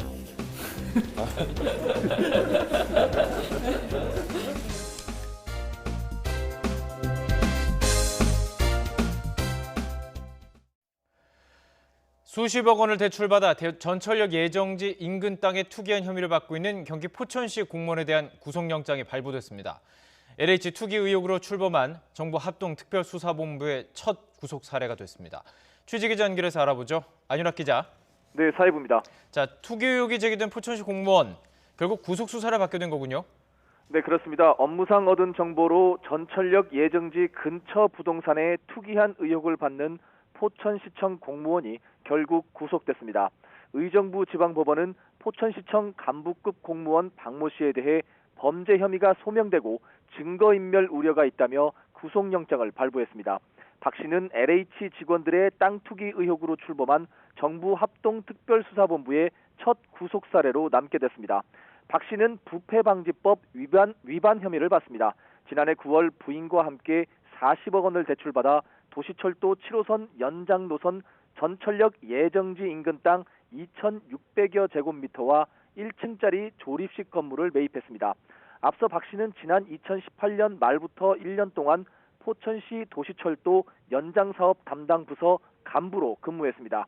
이 때문에 업무상 얻은 정보로 부당한 이득을 얻은 것 아니냐는 의혹이 불거졌습니다. 이에 경찰은 포천시청과 박 씨 자택을 압수수색해 증거를 확보한 뒤 지난 23일 사전 구속영장을 신청했습니다. 이후 검찰의 보완 요청으로 추가 수사를 진행한 뒤 25일 다시 영장을 신청했습니다. 현재 박 씨가 사들인 부동산은 법원이 몰수보전 결정을 내려 박 씨가 마음대로 처분할 수 없는 상태입니다. 지금까지 사회부에서 YTN 안윤학입니다. 수에즈 운하의 좌초에 물길을 막았던 초대형 컨테이너선의 선체 부양 작업이 사고 발생 일주일 만에 성공적으로 마무리돼 운하 통행이 재개됐습니다. 취재기 연결해 보겠습니다. 최문석 기자. 네, 국제부입니다. 네, 오늘 저녁 때까지 컨테이너선의 뒤쪽 부분이 부양됐다는 소식이 들어왔었는데 이제 완전히 물에 떠오르게 됐나 보죠? 네, 그렇습니다. 수에즈 운하 관리청은 오늘 오후 컨테이너선인 에버기브노 선체가 완전히 물에 떠올라 운하 통행을 재개했다고 밝혔습니다. 현지 TV는 물에 떠오른 에버기브노가 자체 동력을 이용해 수에즈 운하 한가운데 있는 넓은 공간인 그레이트 비터 레이크로 이동 중이라고 보도했습니다. 당국은 즉각 운하의 통행을 재개했습니다. 통항 서비스 업체인 레스 에이전시도 트위터에 만조의 도움을 받아서 배가 다시 떠올랐다고 전했습니다. 선박 위치 정보 제공 업체인 베셀 파인더에 따르면 에버기브노는 수로와 거의 평행한 상태로 천천히 이동하고 있는 것으로 전해졌습니다. 수에즈 운하관리청은 앞서 컨테이너선이 완전히 물에 뜨면 운하는 24시간 가동될 것이라고 밝히고 그동안 사고로 대기 중이던 선박들을 통과시키는데 사흘 반이 걸릴 것으로 전망했습니다. 현재 운하에 대기 중인 선박은 모두 367척인 것으로 전해졌습니다. 앞서 중국을 출발한 네덜란드 노테르담으로 향하던 에버기브노는 지난 23일 오전 수에즈 운하 중간에서 좌초했습니다. 이번 사고로 수에즈 운하의 양방 통행이 막혀 많은 선박들의 운항이 중단되면서 하루에 158억 원씩 손해를 본 것으로 이집트 정부는 추산했습니다. 지금까지 국제뉴스 YTN 최문석입니다. 미얀마에서 5살 어린이를 포함해 100명이 넘는 사망자가 나왔던 지난 토요일, 군부는 호화 파티를 즐겼던 것으로 드러났습니다. 같은 날 국제미인대회에 참가한 미스 미얀마는 눈물로 도움을 호소했습니다. 이어진 기자가 보도합니다.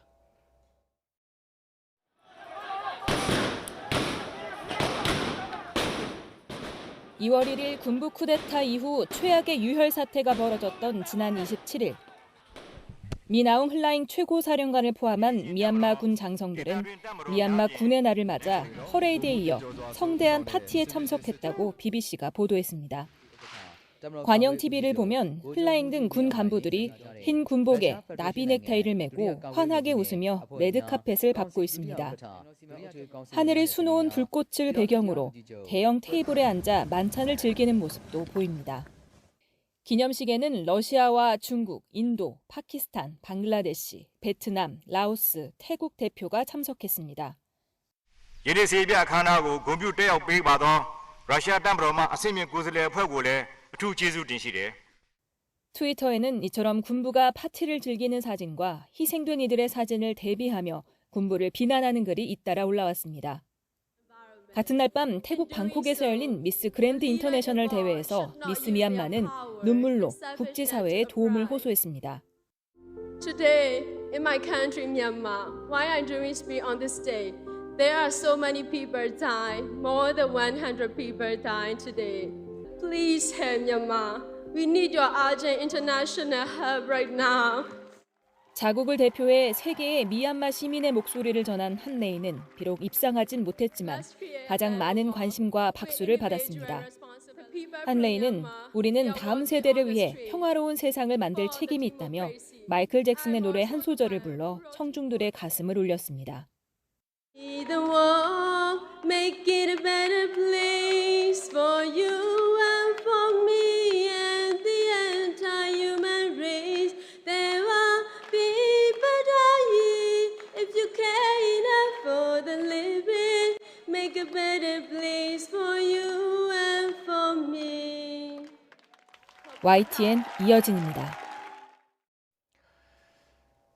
11년 만에 최악인 이번 봄 황사, 우리나라에 앞서서 중국 본토 3분의 1을 뒤덮었습니다. 중국 당국은 강도가 센 황사가 더 발생할 것으로 보고 있습니다. 베이징에서 강성웅 특파원의 보도입니다. 지난 토요일 중국과 몽골의 국경에 위치한 기차역입니다. 국경임을 알리는 통상구 건물 위에 내걸린 깃발이 뿌연 모래먼지에 가렸습니다. 중국 북부 네이멍구의 드넓은 초원은 1km 앞도 볼 수 없게 됐습니다. 흐릿하게 보이는 말들의 윤곽만이 이곳이 초원임을 짐작하게 합니다. 인근 도시들은 한낮이 밤중처럼 어두워졌습니다. 차량은 물론이고 외출하는 사람들조차 거의 보이지 않습니다. 10년 만에 최악의 황사를 겪은 수도 베이징도 2주 만에 다시 짙은 황사에 잠겼습니다. 모래바람이 들이닥치면서 미세먼지 농도는 최고 세제곱미터당 3,000 마이크로그램에 육박했습니다. 지난 주말 베이징뿐 아니라 중국 본토의 거의 3분의 1 정도가 거대한 황사로 뒤덮였습니다. 北京、天津、河南北部、山东、辽宁中西部、吉林西部、黑龙江西南部等地有扬沙或浮尘天气，涉及15个省份。 중국에서는 올해 들어 이번까지 벌써 7번의 황사가 관측됐습니다. 예년의 5.3회보다 횟수도 늘어났고 강도도 세졌습니다. 발원지인 몽골과 중국 북서부에 지난 겨울 눈이 적게 내린 것이 주요 원인으로 분석됩니다. 前期在蒙古国及我国西北地区降水持续偏少，气温偏高，导致地表疏松，沙尘的物质条件比较好，有利于沙尘的一个起沙。 특히 봄철에는 따뜻한 공기와 차가운 공기가 만나면서 강력한 바람이 자주 만들어지고 있습니다. 이번에도 황사는 강한 북서풍을 타고 중국을 통과한 지 하루 만에 우리나라 쪽으로 들이닥쳤습니다. 대신 중국에서는 모래먼지가 대부분 거치고 공기질도 정상을 되찾았습니다. 중국 기상당국은 발원지의 건조한 날씨 때문에 황사가 다음 달에도 추가로 발생할 것으로 내다보고 있습니다. 베이징에서 YTN 강성웅입니다. 사업장에서 안전조치가 지켜지지 않아서 노동자가 숨졌을 때 최대 징역 10년 6개월까지 선고하도록 처벌 수위를 높인 새 양형 기준안이 확정돼 오는 7월부터 시행됩니다. 대법원 양형위원회가 오늘 최종 의결한 새 양형 기준안은 안전보건조치 의무를 어겨서 노동자나 현장 실습생이 숨졌을 때 징역 10개월에서 3년 6개월까지였던 권고 형량 범위를 징역 2년에서 5년까지로 높였는데 사업주뿐만이 아니라 도급인에게도 적용됩니다. 특히 5년 안에 재범하거나 2개 이상 같은 범죄를 저지르면 최대 징역 10년 6개월까지 형량을 가중할 수 있도록 했습니다. 오늘 오후 2시 50분쯤 충남 당진시 성문면 대호 방조제 도로를 달리던 25톤 탱크로리가 대호호에 빠졌습니다. 사고 차량은 견인됐고 물에 잠긴 운전석에서 60대 운전자가 숨진 채 발견됐습니다. 오늘 오후 4시쯤 대전시 동구 우암사적공원 정문으로 차량이 돌진해서 보행자와 차량 탑승자 등 4명이 다치고 정문이 절반 이상 무너져 내렸습니다. 경찰은 70대 운전자가 운전미숙으로 사고를 낸 것으로 보고 경위를 조사하고 있습니다. 오늘 정오쯤 강원도 강릉시 사천진 해변 앞바다에서 서핑을 즐기던 29살 김모 씨 등 3명이 표류하다 해경에 구조됐습니다. 해경은 이들이 바람과 조류 때문에 먼 바다 쪽으로 떠밀려간 것으로 보인다며 몸 상태에 별다른 이상은 없었다고 말했습니다.